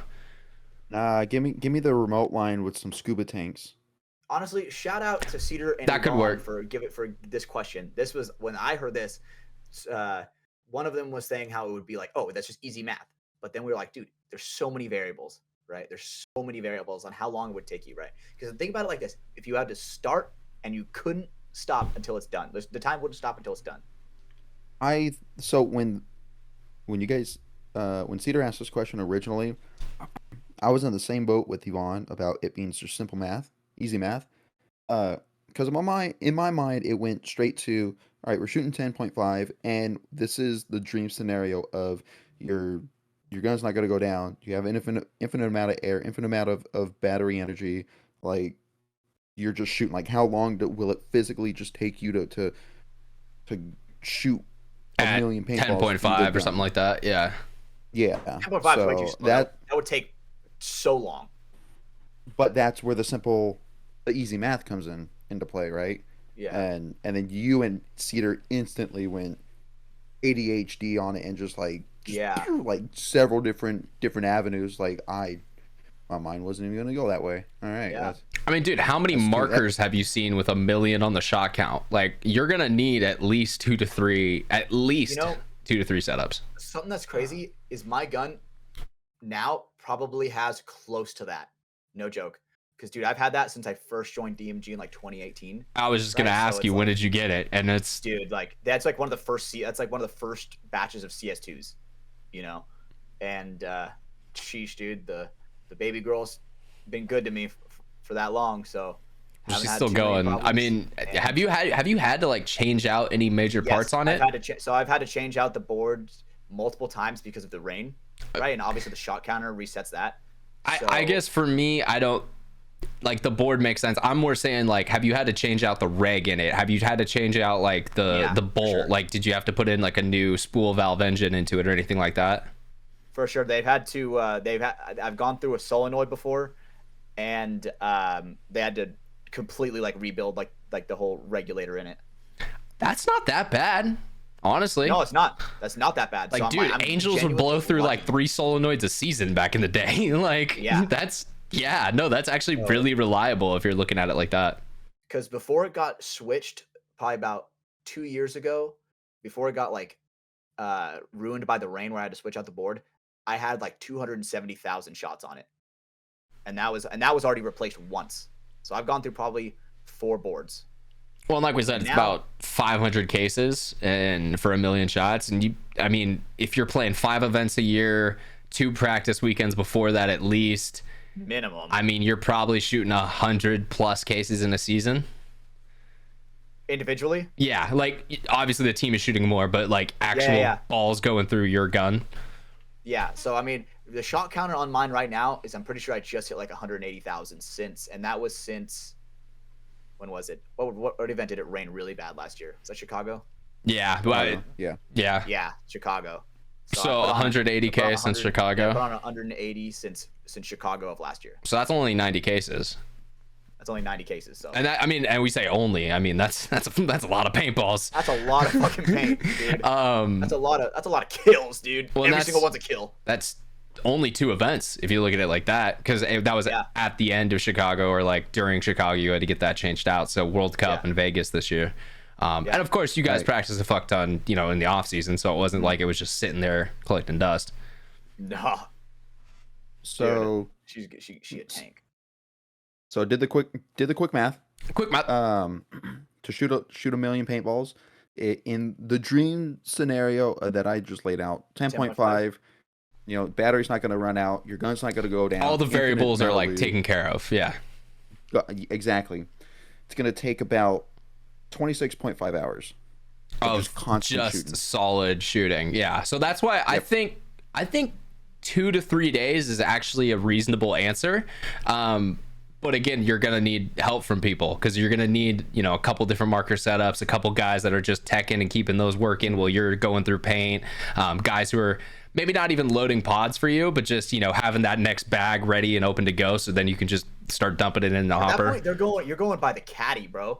A guy standing over you like this, holding a caddy, and then there's a fucking spotter. Then they go in like 3-man rotations to where they fill up their fucking caddy and they come back in line. And I do think Brandon's right. The move is scuba tank with a remote line.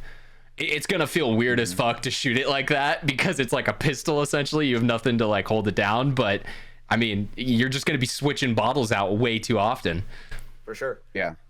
Or it would be like you have the hose hooked up to the tank to where it's like whenever you run out of air, you're just like, and then you start going again. The problem with that is now you're getting hot fills all the time, so you're getting less air per fill than you would if you're able to like have one, let it fill up, you know, like a full scuba tank, let that get filled up, and then kind of top it off, and then, you know, throw it on the line. Damn, I wonder how many shots a tank has to go through before it has to get like its reg maintenance. That's actually a good point. Right? I don't know. I've never shot through a reg. I mean, I've had to have my reg rebuilt before, but well, that was because it was that's like, a different reg. I chose to do it. Yeah, because earlier I think we were talking about like the reg inside the gun that's actually, you know, regulating air coming into it, Yep. but the actual bottle, you know, reg, the one that's on the tank itself. I don't know. I clean mine every now and then, but that's it. I don't. No fucking idea. You know, it doesn't matter because you know, you change it when it blows. When something goes boom, that's when you change it. Yeah, once one of those burst sticks are done, then you're okay. All right, time to get a new one. Exactly. Yeah.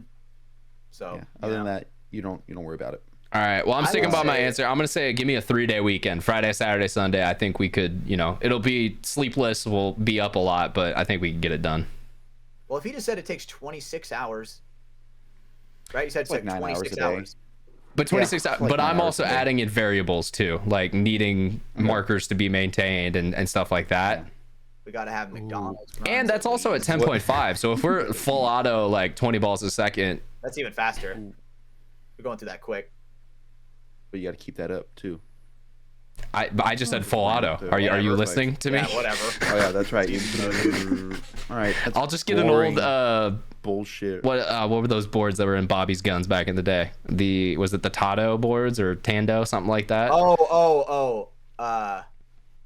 Fuck, it's like Tadao or something like that. Tadao, yeah, I think you're right with that. Yeah, something like that. Those boards were remember fucking hearing about that. ridiculous. Damn, is that what they were called? I feel like that's wrong. I think it's right, and the only reason is because Fitz was telling me he just put one in one of his old Bob Long markers. He got like a new one in there. I think Tadao is correct. Gotcha. Because I remember seeing that board when I first got into paintball on Empire Axe. I think I saw a Tadao board on an Empire Axe, if I am correct. I don't know if that's true or not because that's a long time ago. I feel like I saw something. I'm guessing they either went out of business or like bought up by someone else, and they're now, you know, their technology went to some. It's probably under Core's umbrella because Core owns 75% of paintball. For those out there who don't know, Core Outdoor Group, they own Empire, they own JT, they own Titman, they own BT, which is Empire subdivision. They own I don't know. There's more that I'm not. GI. They just all of them. They're all under that same banner. Man, dude, it's crazy. Conglomerates. That's what we have in paintball. That's honestly why I like supporting HK so much, because it's like they're like the only company that are by themselves. Like they started from fucking headbands, bro. Like, dude, this is like one of the first like HK headbands. They started with fucking a screen printer just on headbands. They went to an event with a van and a printer in the back. Yeah, they would bring your own headband, and they would fucking screen print it on whatever headband you had. Right. So, dude, seeing how far they've come, bro, it is different. They did get kind of lucky that they named one of their sub-brands Meta Threads, and then Facebook decided to rebrand to Meta and then had to buy all the trademarks for that. So that was a little lucky, but you do have a great point with, like, I mean, that company started as a 7-man kids team. Essentially, that's what Hostile Kids is from. It was a 7-man team run by Marky and Cassidy and all the guys who like started that brand. And yeah, dude, it gives me hope. It gives me hope for all the like the little brands like Scott Stewart's Welts, right, dude? Like that's blowing up, you know? Yeah. Like World War Paint, like, dude, I feel like seeing that stuff around with Welts. I love seeing the small businesses like just kind of owning it over everybody else, you know? I mean, dude, I think the next one we're gonna see that gets kind of big is Enemy of the State. I mean, they've just been blowing up. Really big. They're on the come up for sure. Yeah, no, like, but that's kind of what I mean, though, is like compared to the other ones, I think, you know, World War Paint, Welts, they're, you know, a little bit on the smaller side, but dude, Enemy of the State drops anything and it's sold out within an hour. It is ridiculous. Yeah, they're probably like this might be a stretch, but I think they're like the next like Hormesis, you know, maybe not as collectible or as prestigious, but dude, like when it comes to like how often you're gonna see it now. Someone bought the Venom 2-of-1 band that I won from the Infinite tournament for $550. Yes, they are the next Hormesis 100%, because their stuff is everyone wants it, and they do limited edition, and that's, you know, yeah, I mean, they make fire stuff too, so it's like, it's not like it's just, you know, hype for the sake of hype. They make some dope products, and when you do that and market it right, you can, you know, be really successful. Absolutely, dude. And that's why, dude, always support, if you can, dude, support whoever you can in the paintball business, no matter what it is. If they make something for the sport, dude, support. Did that rhyme a little bit? Kind of. A little bit. Support. We support our paintball patrons. I think that's what we called it on like old former shows. Support paintballs. Paintballers. Do you guys want to get into the most cursed content recommendation I'm going to give to anyone ever who listens to this podcast? Sure. Let's do it. All right. So, little backstory on this. Friday, I had to head back down to Hollister to get some pickup shots for the side project, like marketing shoot that I've been working on. And so our boy, Lastro Lopez, who is rolling his eyes right now out there because he knows exactly where I'm going with this. He sent me a recommendation for a podcast, and he's like, hey man, you know, you got a couple hour drive. Hey, you know, throw this on. It might be a way to kind of break some of that up.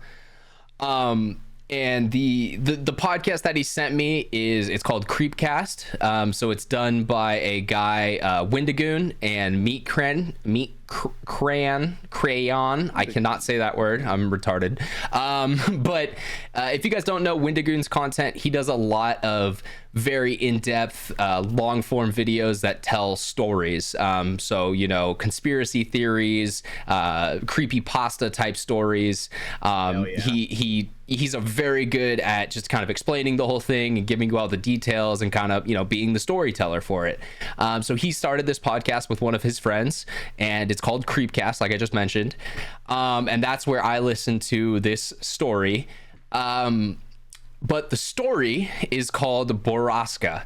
I'll spell it out for you guys out there. Borrasca. Brandon and Hatch, do not look this up. I'm telling you guys right now, do not spoil this for yourself. If you have any interest at all with listening to this or watching this, don't look it up. Go either check out Creepcast. They have a version of it. There's also a version of it that Cole Sprouse was a part of that does kind of an audiobook version where they you know, make it so there's like script or music that scores in the background and stuff like that. Life of spooky stories? A little bit, but it's one of those things that I can't say much about the story, because if you do, it ruins the story, and it's a story that you definitely need to, you know, see within yourself. It is an old thing that was posted on Reddit back in like 2015, 2016. The writer of the story has actually gone on to do a lot of other really high level like horror projects. Nice. It is very much one of the best written things that I have consumed in a long time. Just very creative and very smart writing. But it also, I have to say this, it is a very heavy story. There is a very dark and horrific thing that will happen in it. And so it's one of those things that, you know, if it interests you, I definitely recommend going to check it out and listening to it, because I listened to the first episode, which for Creepcast, they break it up into 2 parts. The story itself is a 4-part story. So they do the first 2 parts in episode 1, and then they do the second 2 parts in episode 2 for their podcast. So the first episode was about 2 hours. I listened to that literally from when I got into my car in Hollister to when I got home. And so I got home and instantly was like, I need to hear part 2. It was so well written. It was captivating. It brought me in. I was engaged with the story, and it fucks you up. Oh my God. It is something that, I mean, can't be unheard. Yes. No, it is something that will sit with you for a large portion of your life. With that being said, it is amazing. Like, it is one of those things that it's almost hard to like describe, because anything I say will give away plot points that you need to discover for yourself, because the way that it pulls you through the story and then eventually just punches you in the gut with what happens is beautiful. But it's also fucked up. And so it's last year when he recommended it to me, he said this is one of the best / most fucked up things I have ever heard, and that is the best review I can give it. Once again, it is called Borrasca. That is the name of the story. You can check out Creepcast. They were the guys who I listened to read it, but there's a lot of other versions of it online. If you want to just read it yourself, you can do that too. Just look up Borrasca. You can find the story somewhere out there. Fuck reading. Well, yeah, we talked about this earlier. Hatch doesn't love reading. Left to right, as they say. So yeah, I mean that's definitely something I wanted to give kind of recommendations to people out there. I think both of you guys during this week should kind of check it out as you have time in your day. Just this would be one, Brandon. Don't listen to this with Michelle in the car. Like seriously, No. it is the type of thing that you need to understand what Michelle's you're getting more psycho into. than he is. She was down to go night marcher she- hunting when Yeah, she she was the likes only this one that was kind of down. shit. She likes this shit. You're saying that now, and that's fine. I'll let you make that decision for yourself because you're a big boy. But when she wants to kill you after you've made her listen to it, I warned you. That's all I'm gonna say. Oh. You're not ready intrigued. for it. But at the same time, it is beautiful. It is really well written and is very well done in the sense that it has. And that's why I said immediately, do not spoil this for yourself. Do not look up what is the ending or any of that stuff. I mean, obviously, if you just aren't interested and you're not gonna go into it, okay, that's fine. But you're ruining it for yourself. It is something that is meant to be, consumed from the front to the beginning with no spoilers. Yeah. You know what? I'll check it out. Borrasca. You Sounds definitely like a should. Seltzer. I Or whatever the fuck you said. I don't know if that's a I might seltzer. I might start this while I'm trying to go to sleep tonight. I don't know. We'll play. Yeah, I Yeah. mean the first couple parts are pretty, mundane. It is definitely just building the world, building the characters, introducing you to everyone. There are some fictional? time jumps in it, so yes, it is a fictional story. Gotcha. But there are some time jumps in it, so you're with these characters throughout a large portion of kind of their kid into young adult lives. Nice. But I like books like that. yeah, man, just I know when you guys finish this, you're gonna text me and say, what the fuck did you just make me listen to? Because that is instantly what I did to Lastro. I didn't sleep that night. I 100% didn't. I got into bed at about 2 a.m. when I finished Damn. reading it, and I just sat there thinking because it sits with you. It is not something to be taken lightly, and I'm just saying that because if you don't want to listen to it, that's fine. You shouldn't. It is one of those type of stories. If you're interested, you're intrigued, go for it. But if you're off put by some of the things I've said, just don't. Damn, Just save something yourself. has to be like crazy for me to get me like that, where it's like I'm like pondering like life and the whole meaning of everything. Actually, I feel like Hatch might not be pondering life from it, but I know for a fact Brandon will, because I know you will kind of sympathize with some of the things that the characters go through. I'm sympathetic. Well, it's one of those things that when you guys finish it, we'll be able to talk more about that conversation. I'm But down. All right. yeah, seriously, one of the best pieces of writing I have, been involved with in a last couple of years. There is, like I said, Damn, there's better than Iron Kids. Holy shit, dude. completely different realms of what it is. I will say there is a part 5 that the author was kind of, I don't want to say forced to write, but the way the story ends, a lot of people were kind of begging her for some type of resolution or some type of something that happens that makes it feel a little better with the reader. So I did read part 5. It definitely does help with that, but the way it's kind of been on the internet is that the first 4 parts are the the meat of the story, and that is what you're tuning in for when you tune in to listen to Borrasca. And one more time, it is spelled Borrasca. So if you're out there, you can Google that and find it for yourself. I trust you, Ryan, to put it in our group chat. Wait, what? I trust you to put it in our group chat so then I can just Google it from there. God damn it. Jesus. Yeah, I'm on their page right now on YouTube, and For Creepcast? yeah, I'm gonna check it out. Yeah, and the ones before that, actually, the Russian sleep experiment, I remember reading that on was it early No Sleep? Oh, dude. Was it I No remember Sleep? That That was one. a subreddit? years ago. Yeah. I remember reading that in bed at night. It wasn't even in my house. It was a friend's house that I was at. Because I used to take my 360 over there with the little TV, and we used to Laying game? used to Hell play yeah. it. Yeah, hell yeah. And so I remember laying down in the dark, like 3 o'clock in the morning, on my phone, and I come across that When you're like reading and be iPod Touch. dude, it was yeah, it was like, dude, where the fuck is he? I was just like, all right, Yeah, cool. am I Like, alone? As long as Like, he's what? in here, I'm good. Yeah. And I will say one of the cool things about listening to it with the Creepcast version is Windigoon, he read this story a long time ago, so he kind of knows what's up, whereas the other host of it, Meat Crayon, I cannot say that word, he's listening to it for the first time, you know, with you. So it is kind of interesting to have that. They're able to kind of talk about it in ways, and, you know, Meat is giving some of his kind of thoughts and where it may go and stuff like that. And the whole time Windigoon is just laughing and like, I can't say anything. I do not want to give this away. You have to just experience it yourself. But yeah, maybe have some like cute, you know, kitten videos ready to go on like the next monitor, you know, when you're done reading it, you know, something to kind of bleach the eyes and bring you back to a better place. So how long is it total? So their 2 episodes are both about 2 hours long. So it's about 4 hours of content if you're listening to it with them. If you listen to the audiobook version, which is another podcast, I may throw that in the description. I want to say that's even longer because they add some more scenes, they add scores to it, they kind of do more dialogue stuff. But if you want to just read the story, it'll probably take you maybe 2-3 hours just to get through it, you know, if you're just reading it by yourself with like no interruptions or anything like that.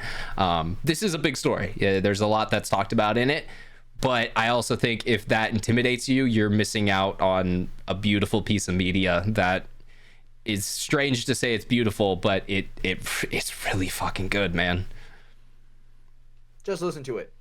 Be a man. You know?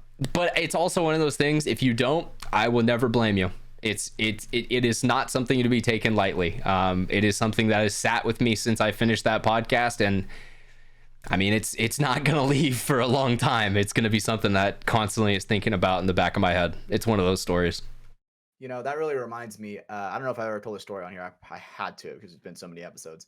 But the first time I ever showed Enrique like Reddit and like some of like the videos on Reddit. That's crazy. I didn't know he did. Okay. Right. So we were at Cedar's house, right? Because this is when Ivan played for DMG and Enrique was with us. He's like, yo, I'm down. You're, you know, just like how Enrique does. Right? And I'm like, okay, let's go. And I show him one video and he goes, dude, all right, I'm good. I'm like, you want to step it up? And he goes, sure, step it up. He go, like, well, so you do have to explain. What do you mean by Reddit? Where did you just open your homepage and like scroll through, or like did you go to like watch people die or something? Like the Reddit like r/crazy fucking videos or something like that. You know, where you. It's a good one. You get some car crashes, sure. Sometimes you get like r/simp. What the fuck? I don't know what that is. Thank you, Brandon. Thank you, Brandon. I know what a simp Cheers, is. buddy. Nope, it is not what you're thinking. It is something very different, but I mean, kind of in the same realm, but it is different. Hidden label? Yes, it is. I'll link you. Yeah, just you know what? Drop that one in the chat real quick. Let's see what comes up when you do that. Right. So I show Enrique a second video of even one that's tougher to watch, and he goes, "Yo, I think I'm gonna throw up." And I'm like, oh shit! I'm like, yo, never. I'm like, all right, no more Reddit for you, Enrique. No more Reddit. No more Reddit. But he was like, yo, I'm gonna throw up. But what I find funny out is of nowhere. Hatch still has not been on 4chan yet. He's like claiming veteranship with Reddit. Right? I'm not a veteran. I'm a lurker, bro. I'm not a veteran. I didn't fight in the wars of Reddit. And yeah, I see some. Look, all I'm gonna say. Do you guys remember the fappening? What the fuck is? Oh my god, he just dropped Simpson. The first. Brandon, I was fucking there the day that shit happened in like 2012. I remember right then and there. Yes, I remember like what the fuck is going on. God damn. All right, so Hatch completely clicked into that sub. This is kind of like the exact same thing what I thought it was gonna be. Honestly, that's exactly what I thought it was gonna be. Well, but it's a different term. It seems similar, but it does actually stand for something different than what you're thinking. Okay. A hidden message. Yes. Also, can you please bump that? What the fuck is the thumbnail? Yeah, I got you. You know what? That actually looks like a lampshade. Like yeah, It kind of looks like a lampshade. I just want to make sure that doesn't actually accidentally get pulled on screen, because yeah, YouTube will now own our content. Brando, hit the good bump. Come on, where's he at? Where's he at? I'm waiting for it. The whole audience is waiting. Come on. Give me a moment. He's failing under pressure. This hatch. That's why it's called that. Yep. Okay, that does explain it, because it is based off that character, because it looks like that. That's what. I'm trying to be as vague as possible so YouTube does not age-gate us, now right? Now I'm even more lost. We'll explain it after the show. We'll explain it after the show. It's okay. Thank you. What the fuck? You guys are putting some simple math in front of me, and I'm just not getting it. Look, when it comes to Rule 34 content on the internet, all right, I know some good Reddits for you, okay? Shout out PK. Really? Holy shit, what the hell? God damn, dude. You're the veteran compared to me, bro. I'm a fucking noob. Dude, this is... My Reddit account is like 2011, all right, bitch? I've been on this for a while. Holy shit, dude. My Reddit, I probably found out about Reddit maybe like 5 years ago. Damn, okay. That's crazy. Yeah. Yeah. I grew up on the part of the internet that was Machinima, Reddit, 4chan, like just all of that crazy stuff going on in the early days of 2010 internet. God, I miss those days. It's completely different now. You know, I think some of those Machinima videos back in the day really do live in my head like rent free. Sometimes I'll like reference them with my friends. Yeah, fuck Junkyard. Goddamn Junkyard taking down Machinima. Mm-hmm. Piece of shit. Junkyard 627 or something like that. 129 or some shit. Gives a shit. Who gives a shit? Go sell your shoes. Fuck you. Hashtag Gold Gloves Tiny Penis, bro. Damn. Yeah. We don't talk about that. That's an old school reference. If you get that out there, we're cool. We're friends. But if you don't, it's okay. You don't need to know. Dude. I just... Bros don't talk shit, man. Bros don't talk shit. You mean days. Captain Sparkles? Yeah. Yeah, that guy. Well, it's crazy. So one last kind of content recommendation I have. Definitely, wrapping up the Borrasca stuff, go check that out, please. I'm begging people to go check that out because I want to do a little bit of terrorism to your brain, just like Lastro did to mine. So have fun, enjoy that. Mike Ryan, I swear to God, in your daily message that you give us, please go watch that. I want to get his take on it. Yes. But let's move on from that to another piece of content that I consumed all of this last week because it really was that good. The Fallout show. Have you guys checked this out at all? It just came out on Amazon Prime. I haven't watched it myself, but I've heard a lot of things about it. It is one of those things. I'm definitely gonna look into it. I think most people just check out the trailer, the pilot, so the first episode. If that hooks you, you're gonna really like the series. Obviously, if you've played Fallout in any way, shape, or form, you're gonna like the series because a lot of it overlaps. I'm gonna watch it no matter what because I was a Fallout fanboy. Exactly. I mean, it goes into some of the great stuff about Vault Tech and kind of the story behind them and the story behind the Great War and all the stuff that happened. Of course, not trying to spoil anything. We're trying to keep it kind of vague and generic here. But it was worth the time to check it out. In the last episode of the season, this is completely non-spoiler, a paintball mask appears, and that's what I put on my story the other day. There was a dude wearing the Flex 10, I think, which is the pretty bad one if we're being honest, but it's okay. It was still a paintball mask that we're seeing in the world of Fallout, so that made me laugh. I had to post that on my story. But dude, they've got guys in the T60 power armor, which is just sick to kind of see in real life. Dude. Yeah, I saw a leak like a year ago about it, and I was like, dude. You saw like they were filming it, yeah. Yeah, I posted something in the Discord. I want to say main character, but there's kind of a couple main characters. It's one of those like ensemble shows where there's like, it kind of follows the story of a couple different people. But the main female character, Lucy, Jesus Christ, goddamn, she can be mommy anytime she wants. Ella Parnell, I think is her name, Ella or Ellie, something like that. Just goddamn cute as a whistle. I saw a screenshot where they had Rico from Hannah Montana. He is a very big character in it as well. That is 100% correct. Nice. I don't want to tell anything about his character because that's something you got to figure out during it. But very cool. Guys. Yes. Do you see? But yeah. Yeah. I'm an eyes guy, you know what I'm saying? She is just well, and I do love how her character arc is so great. If you're a fan of the game, the Vault Dwellers, which are people who are in vaults for a couple hundred years during the Fallout. They're very naive to what was happening on the surface and what was going on because they're just living in isolation. They have no way to know what is going on above them on the surface. So it is kind of cool to see her character go from a very innocent and naive, like doesn't really understand the world and how it works now, to starting to get it towards the end of the series and figuring out, oh shit, you know, there's some stuff I gotta do.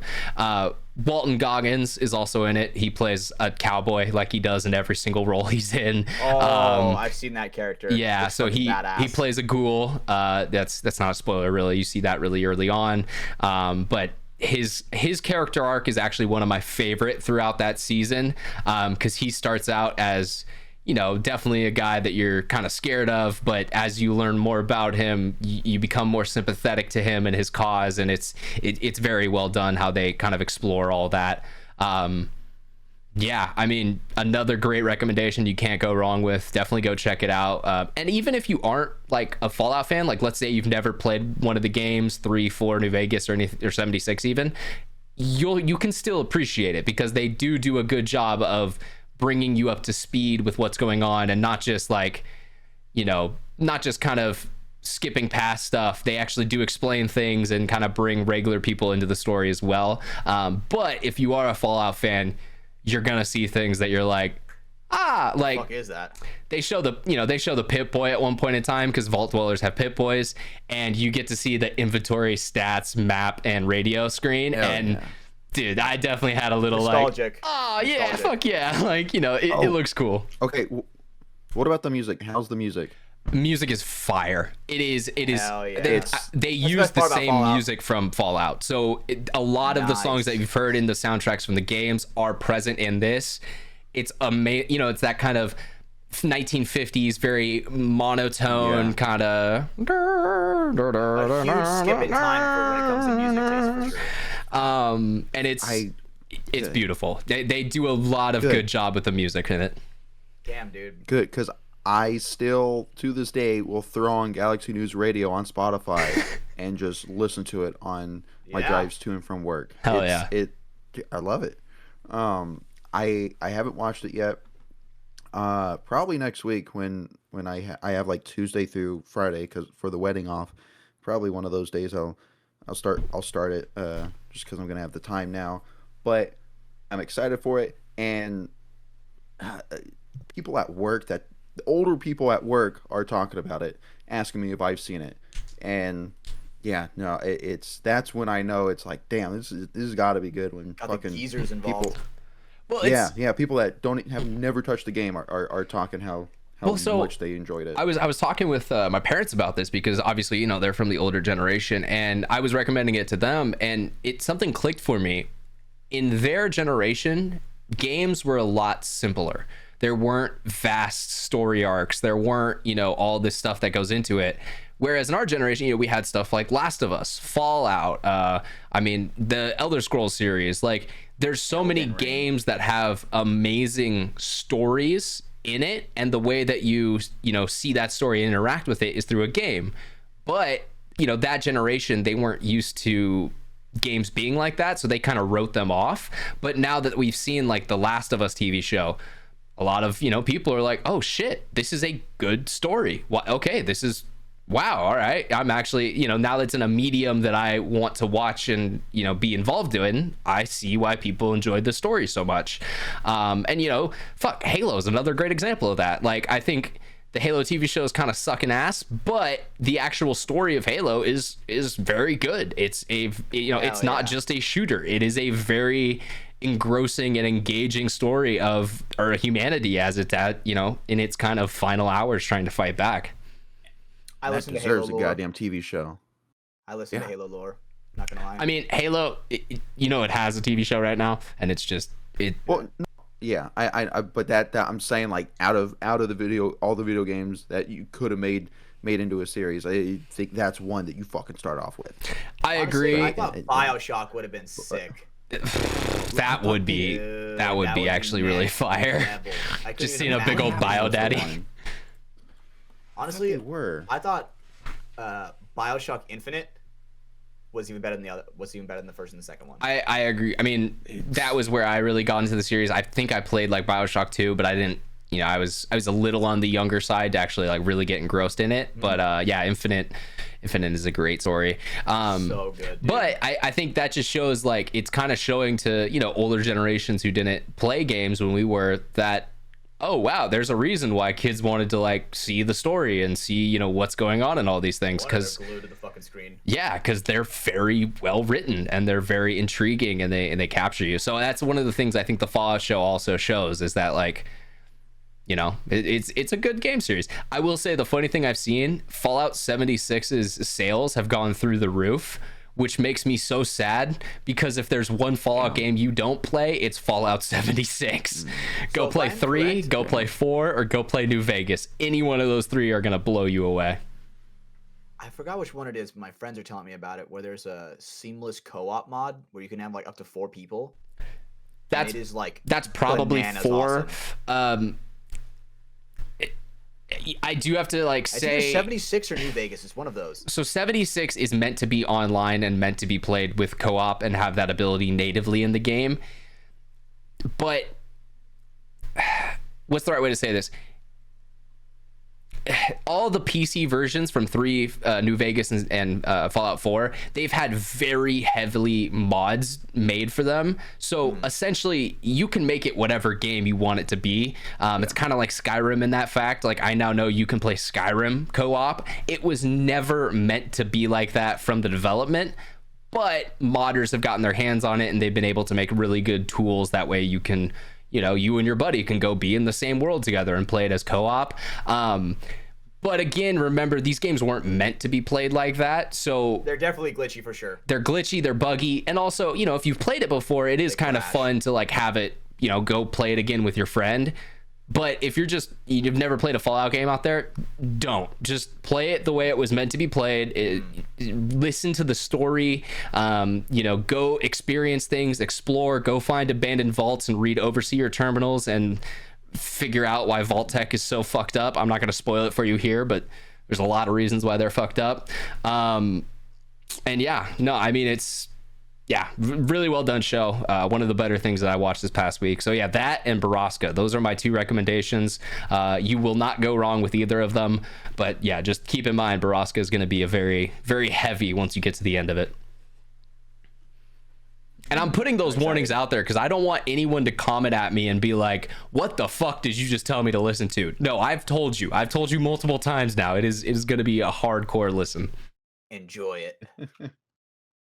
But Hatch, I know you'll love it. Like, because I know you're very much in that. You like the creepy, the spooky, the kind of things that make you think and ponder. Am I just a fucked up person? No, you just like those types of media. I mean, that's calling Wendigoon a fucked up person. I don't think he's a fucked up person. I think he also just has an interest for things that are, different, off-putting, that make you think and kind of. What were you gonna say? How does it make you feel? Do you get any tingle anywhere when you come across these things, Hatch? Depends on where you're talking, realistically. See, that now makes it okay. Mental, that's fine. Some goosebumps, that's fine. If it's below the pants, that's a little question concerning. That makes me kind of. I think a lot of like the crazy morbid stuff really just gets me to the point where I'm like grounded. It makes me feel like, dude, I'm not immortal. That's good. So you're not just rock hard, like, oh my god, that's crazy. Fuck no, honestly. No, that's the. What, Brandon? It's the post. That's the post clarity thought. Oh God. Nice. So you know what? Yeah, that I can agree with that. You're like, oh God, what did I just do? Yeah. Oh my God. I mean, dude, it makes me feel human, but keeps my fear in line. If that makes sense. Well, and, I mean, a big thing, the reason why people like horror content is it's another way to get adrenaline. When you read something scary or watch something scary, your body goes into that fight or flight. We're all just dumb animals. And so, okay, I think I need to protect myself. So here's a shot of adrenaline. It's the same reason why you fuckers love this sport of paintball. It's exactly it. Because when you're, you got projectiles going by your head and you're with your boys, it makes you get that adrenaline dump. Love me some fake war, fucking basically Civil War reenactors. Dude, that'd be amazing if you guys played a 5-on-5 and just musket balled and like were Civil War. So like you guys like all went to your first bunkers and then loaded one shot, and then everyone stood and fired, and then went to the next bunkers, loaded another shot. I like that.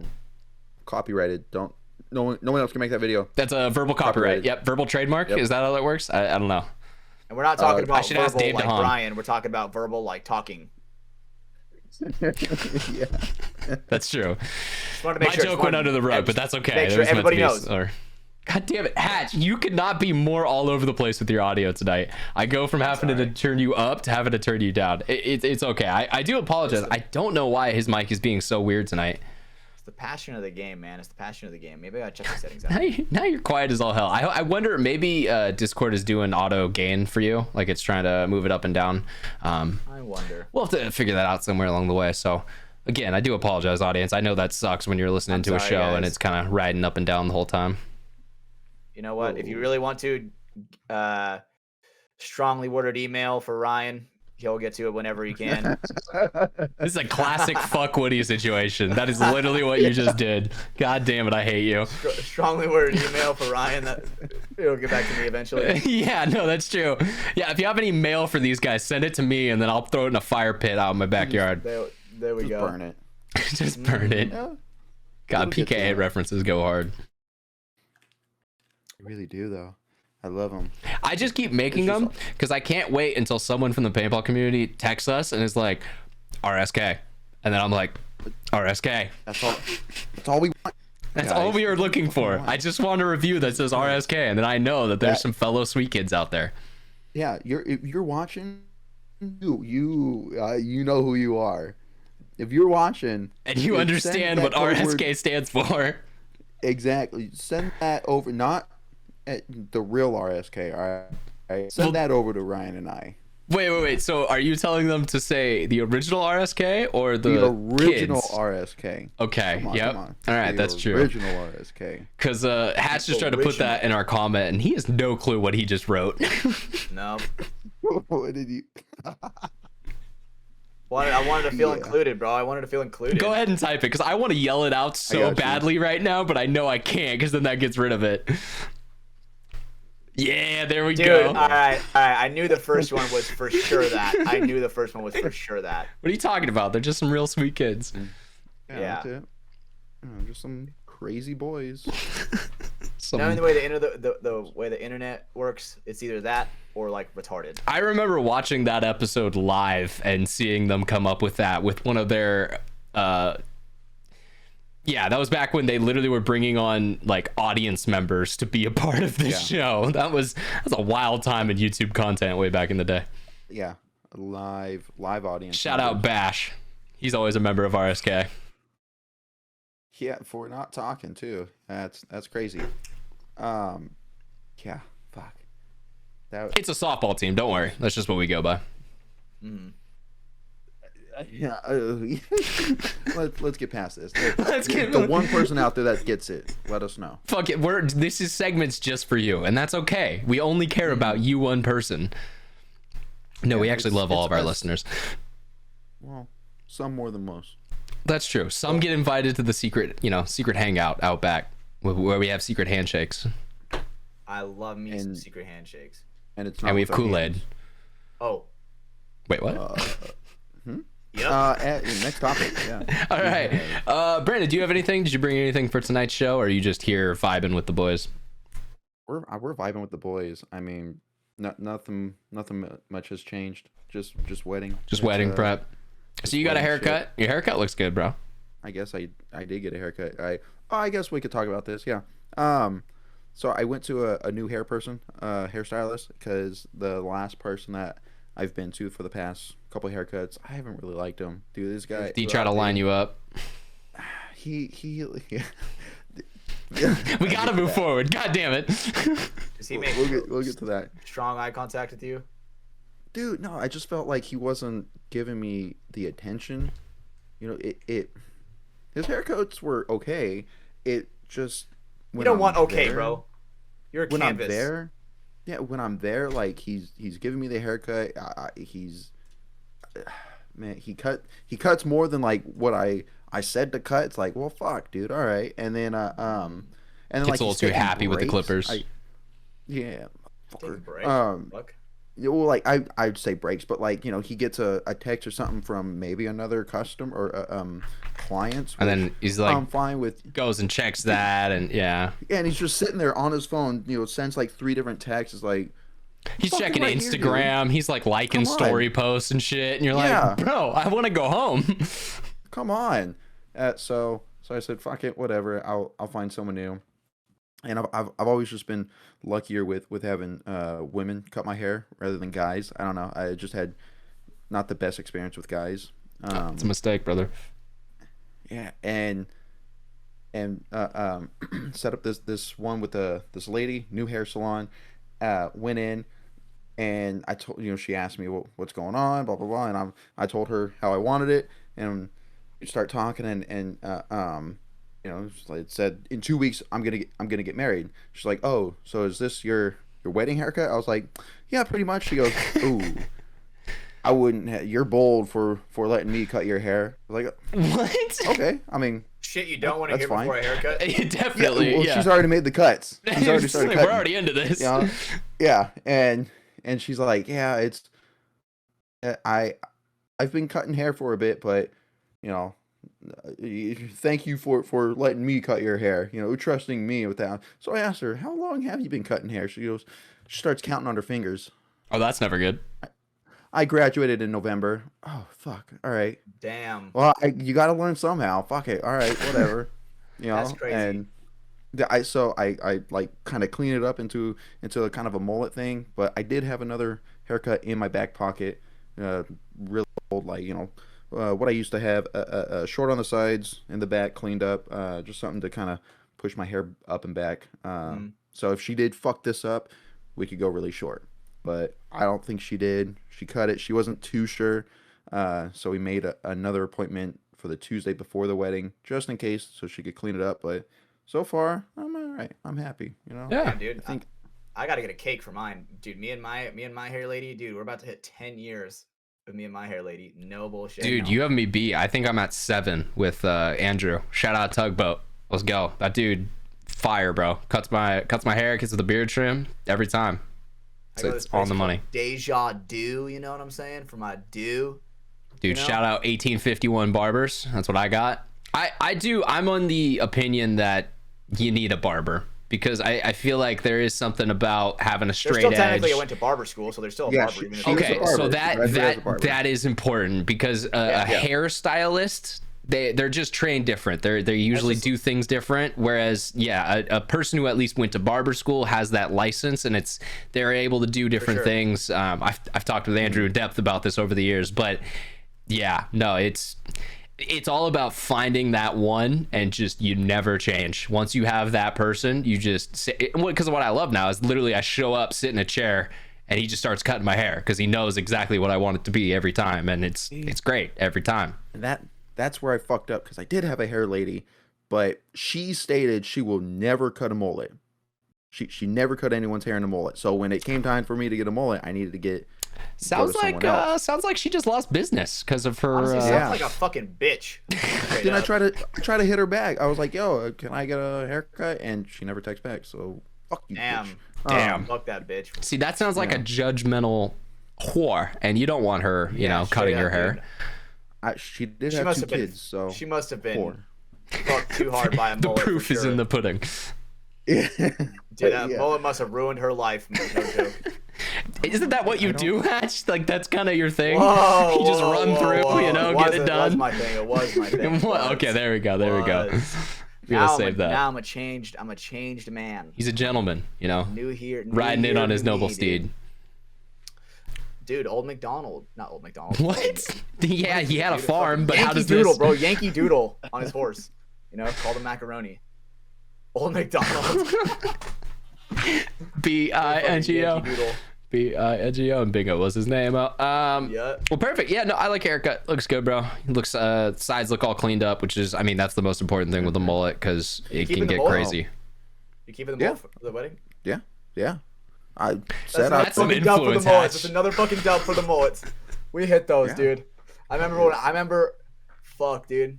Why'd you have to cut a mullet? You lost a bet, huh? Against me.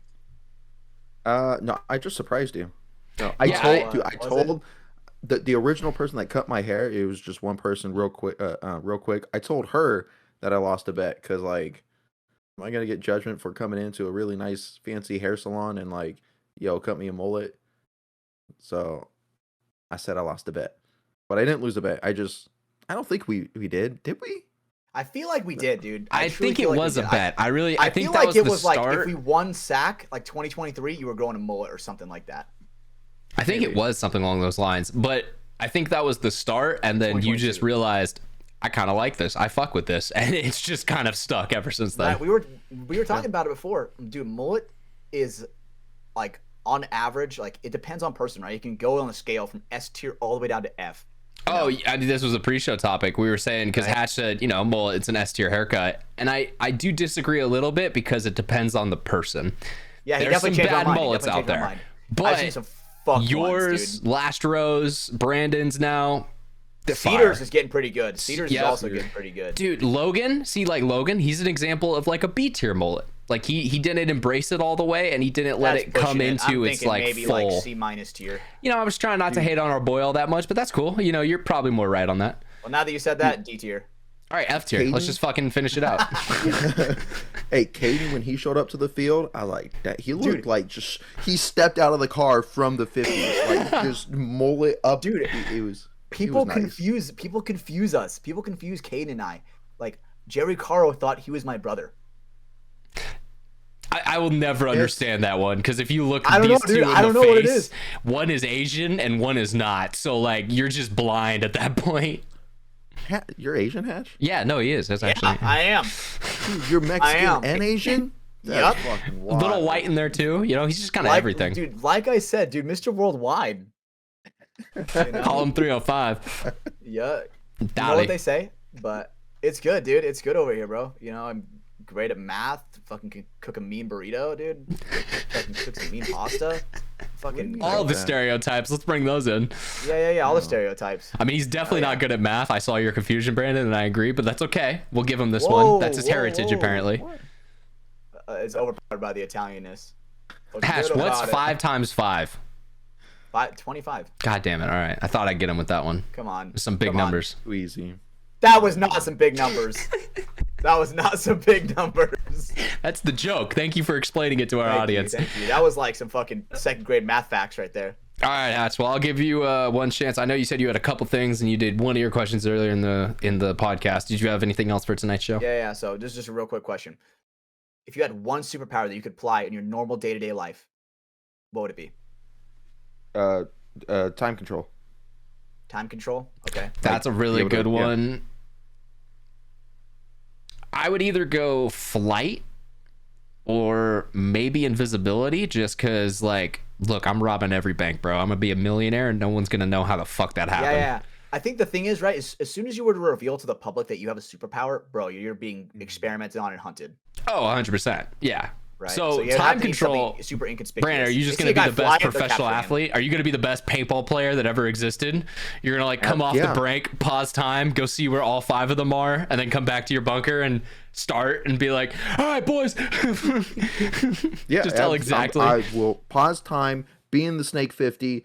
They'll resume time, and I'm already there shooting them out as they're getting to their first bunker. I think you're messing up though, because with the cameras, people will eventually be like, how did he get from back center to the 50 in half a millisecond? I don't understand. What you got to do is you got to freeze time, go behind him, shoot him in the pack, play time, and then start calling for it. Yeah, and be like, on his back, Check his back. and then they're like, what the ref's like this. The ref's like, what the fuck? And then then he fucking pulls it right and he goes, dude, not today, buddy. You're affecting the game. And the guy's gonna be like, he's like, dude, I didn't feel that shit. He's gonna be so confused. Gonna call him a fucking liar. Dude, yeah, you're gonna. The biggest thing with that is you're gonna cause so many fights with teammates where they're like, bro, just fucking get out, and he's like, I never got hit. I don't know what you've been saying, like, and they're both telling the truth, So yours would be invisibility, Ryan? I think it's between that or flight, just because I think flight would be it would make life so much easier if you could just I agree. get to somewhere really quick and just You like. don't think you're getting shot down by F-22s though? I mean, just don't go in Class B airspace. That's all you gotta know. You know, They see a flying man. You think they're not going to investigate? again, don't go in Class B airspace. Don't go to where they want to protect, and yeah, they won't care about you. There's a lot of feel like- airspace in America.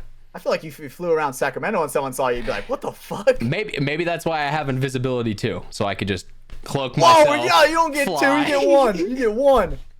I don't know. Flight would just be nice. If just I had to because choose time. those, invisibility for sure. Yeah.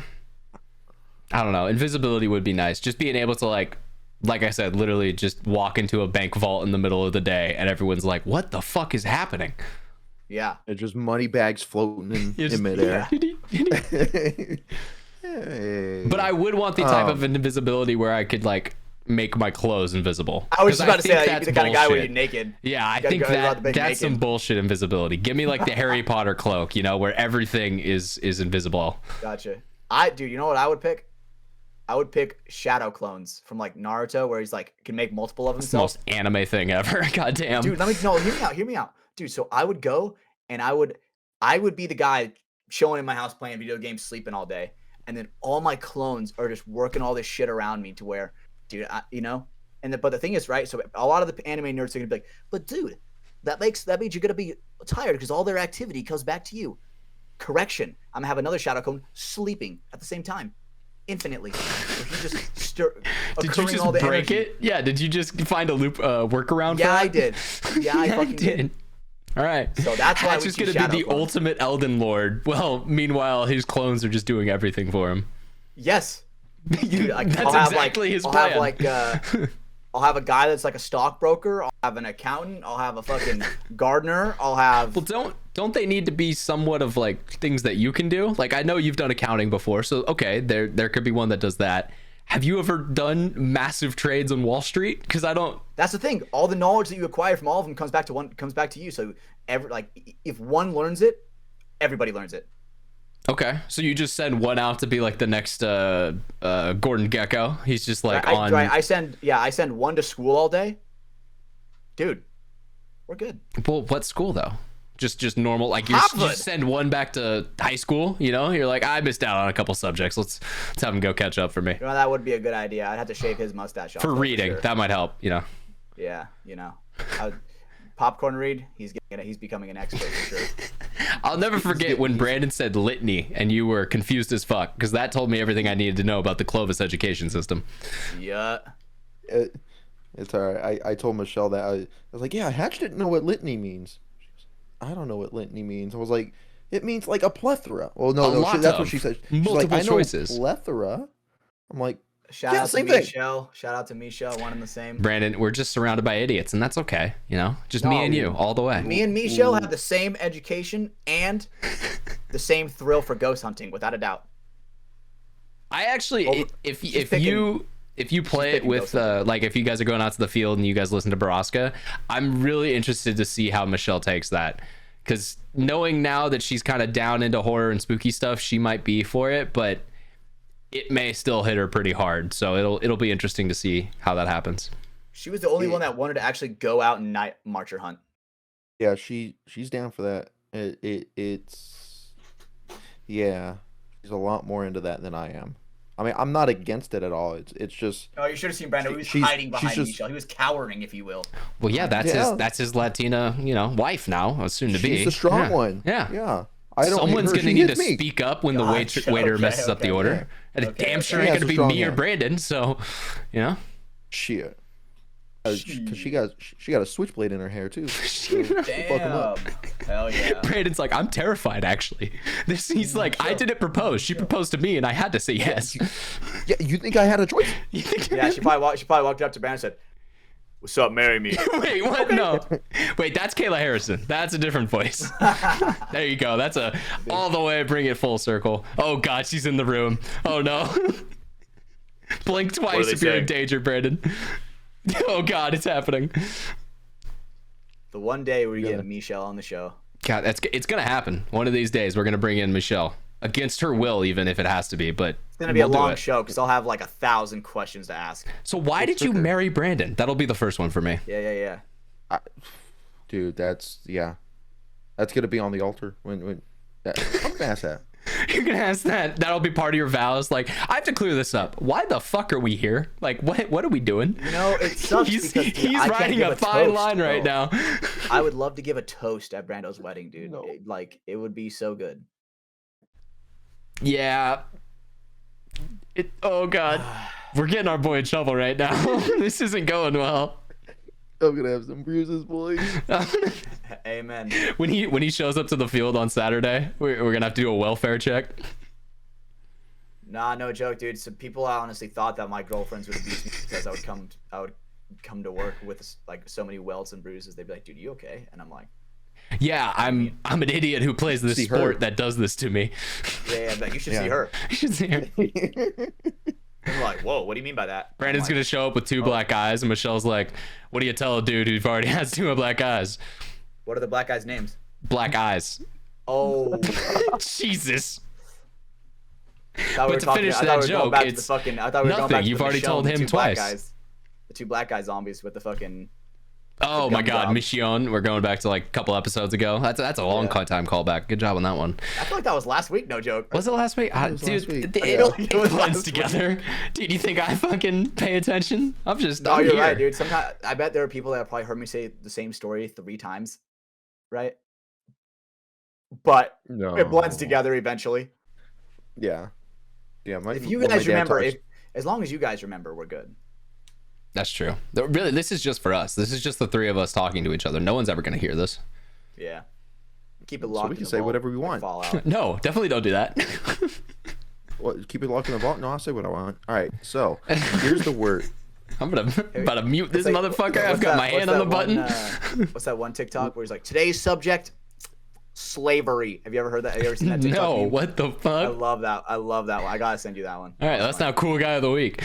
Oh yeah. Speaking of that, we are about at that time in the show. So Brandon, who is the cool guy of the week? Cool guy of the week. Copy link right now. Sending it over. This actually came from a suggestion from our boy Christopher Struck. This one's dope. Yep, this one's Dude, dope. Hell yeah. This is the first one I've already known before we've gotten into it. Boban Bogdanovic or something like that. He's a European basketball player, but I'll let you continue. I mean, he plays in America now, but This freakishly goon of a man. Look at him. Yeah, he plays for the Houston Rockets. He, I guess there was a thing where, if there's a missed free throw, all the fans win free chicken. So chicken strips. backing it up a little bit, they were playing the Clippers. Rockets were playing the Clippers at the Staples Center in LA. If in the fourth quarter any player from the opposing team misses 2 free throws, then Chick-fil-A gave out free chicken sandwiches to everyone in the audience. And he misses his first one, and everyone starts chanting chicken, chicken, and he recognizes it. He looks around and he says, I got you. And he blatantly misses the second one, and everyone gets Throws free the chicken. finger up. Yep, throws the finger up, and everyone appreciates it. Yeah, that's a great one. That's a good cool guy of the week. I'm definitely down with that. So yeah, cool guy of the week, Boban Bogdanovic or something like that. That's kind of close, I think. Yeah, thanks for sending me that video middle of the night, Chris. And then I'm sorry for FaceTiming you because I was half asleep when I opened it. So. Did you like accidentally hit the like video button in dude, Messenger? I woke up at like 4:30, 5 o'clock in the morning. I like grabbed my phone to turn it off, and I'm like, damn, what the fuck did Chris send me? I open it, and like my eyes start to close, waiting for it to load, and I hear the bleep, bleep, bleep, bleep. And I look up, I'm like, oh, fuck. he just wakes up to like you and Michelle in bed, and he's like, what? Okay, hi Brandon, what's up? Yeah. What's going Yeah, on? imagine it's like, what's up, bro? What's up, bro? What are It'll be all doing? funny. Goddamn Canadians. God, the Canadians, bro. You can never trust them. But I do have the code word of the week. I mean, I was gonna get there. I was letting this play out, but yeah, that's fine. Code word of the week, Cash. All right, sweet. So we're talking about the new Fallout show. So events coming up. Stay locked in. Code word of the week. Locked in. Oh, okay. I was like, I don't Because Get it, know like, how that, okay. but Vault. yep. Yeah. You know what I'm saying? Yeah. Vault Boy. It took That's us a one you moment. got to think about. You know, that's a couple Yeah, my second bad. thinker. I should have explained it a little bit better. No, that's good. That's a good one. They actually, make people in the audience think about what's going on during the show. But yeah, guys, usually when we get to our cool guy and our code word, that means we are towards the end of the show. And I think we are for tonight.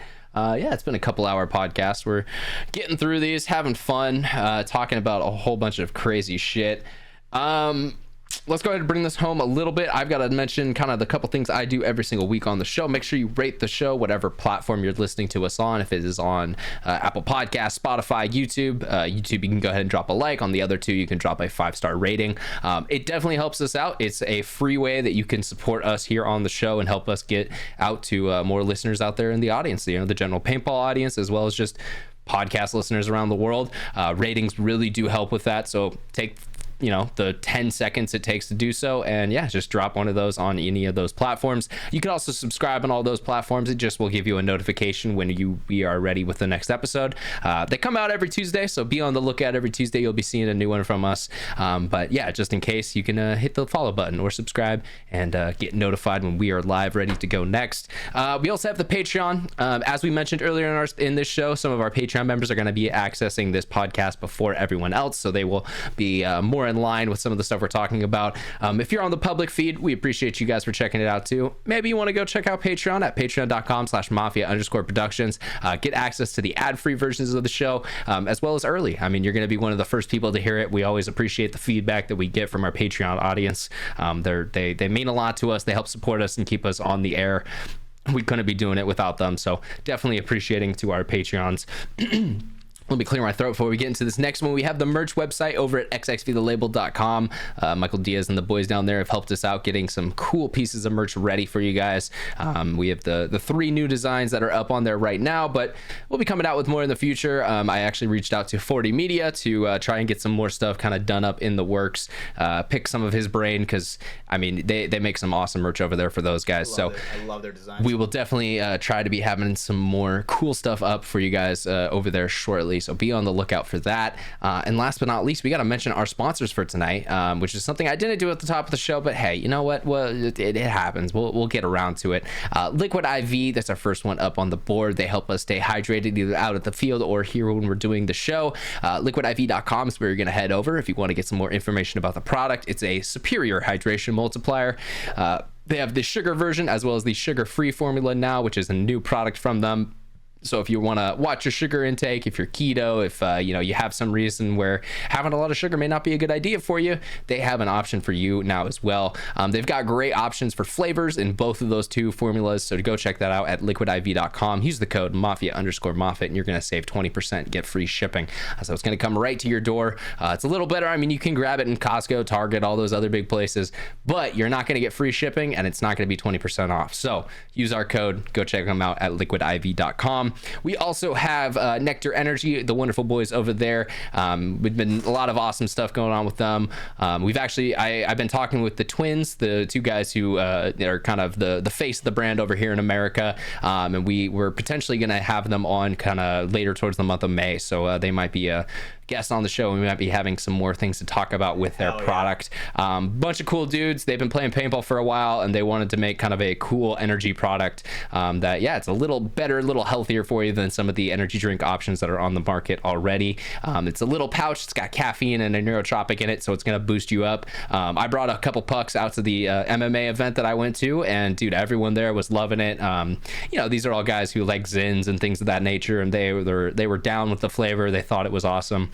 So yeah, go check it out for yourself. Use code Mafia Productions, all one word, Mafia Productions. It's going to get you a buy 2 get 1 free code and free shipping as well over there. And they tend to hook up people who use our code. I know some of the guys I mentioned, they'll just get some extra products, some extra stickers just for using our code. Those guys over there are awesome and they want more people to try out the product. So yeah, just go over there, grab some for yourself and see what extra goodies you will be getting by using our code Mafia Productions.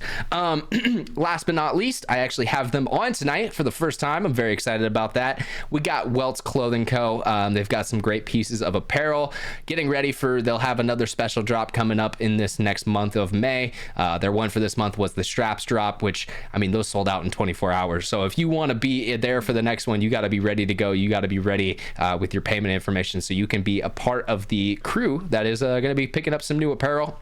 Head over to Welt's Clothing, WELTZ. Like we were saying with Ballers, they actually went the right way, having a Z in there. And yeah, use code FTS. You're going to save some money at checkout whenever you're picking up any of the apparel options they have over on their site. We love the support, and we're very excited to go see the boys down there in Texas in just a couple short weeks. It's going to be awesome to see them. But yes, I think that is all of the house cleaning, house topics that I got to get through. We had another fun show here for you guys tonight. We're just getting through it. We're trying to, be consistent on recording podcasts. Hopefully we'll have more guests coming up shortly. I know with the event and everything that's going on with the practices and everything, everyone's schedule goes absolutely haywire. So it's always kind of hard to get guests lined up around the events. But hopefully we'll have a couple more here lined up for you guys soon. We do have plans to do a live show from the field still, even though Brandon will not be joining us for that one because he's going to be getting married. What a fag bag. But it'll be okay. We'll have some fun. Today I ordered some better audio equipment for it. So this might be the first one that actually sounds good as well as looks good. We're making upgrades. We're making waves. We're trying to be, give out the best content that we can. So appreciate everyone for supporting the show. That's what your support goes to. Not only helping us get better audio equipment, but just gives us support, lets us know that there's people who actually want to tune in. And I mean, yeah, dude, that's the reason we're here doing it. We've been doing it 90 weeks in a row now, which is crazy to say. We're coming up on episode 100 here pretty soon. And yeah, time flies when you're having fun with your best friends. Hell yeah. Do you guys have anything else to add for this episode of From the Sidelines? I will. Yeah, I am taking next week off, as you guys know, and I can't wait to hear back the week after about the goddamn event. How much fun I missed. Are you gonna be out at the field this weekend? Yeah. Okay. I'll be there both days. Okay, cool. Squad. Because Saturday I'll be dropping by and giving you guys some stuff. Oh yeah. But yeah, all right. Well, I think that is it. I mean, Hatch, I guess I let Brandon talk and let you final thought for the show. Hey man, let me just say, everybody listening, enjoy life. Life is way too fucking short to be salty over anything. Enjoy it, right? Enjoy it. Yeah, you might meet the shining gentleman before you're ready for it. Right, exactly, right? And sometimes when life's throwing you a fucking haymaker right in your face, whatever, the punches. Yeah, and sometimes you can't sleep because your brain decides to give you every bad dream possible. You got to wake up and still do a podcast. That was definitely me today. I did not sleep well last night. So that's why this show was probably off the wires at times. But hey, we got through it. We did it. That's our commitment to you guys. We come every single week and we give you a piece of media to listen to during your week as you're going about your boring job or your boring commute. We spice it up a little bit and we help you get through those longer times until you're back out at the field and playing with your boys. So without further ado, guys, for our host, Brando Baird, for Stephen Hatch, my name is Ryan Mafia Moffitt. This has been episode 90 of From the Sidelines. And let's go ahead and bring us on home, Hatch. Bye. See you guys later.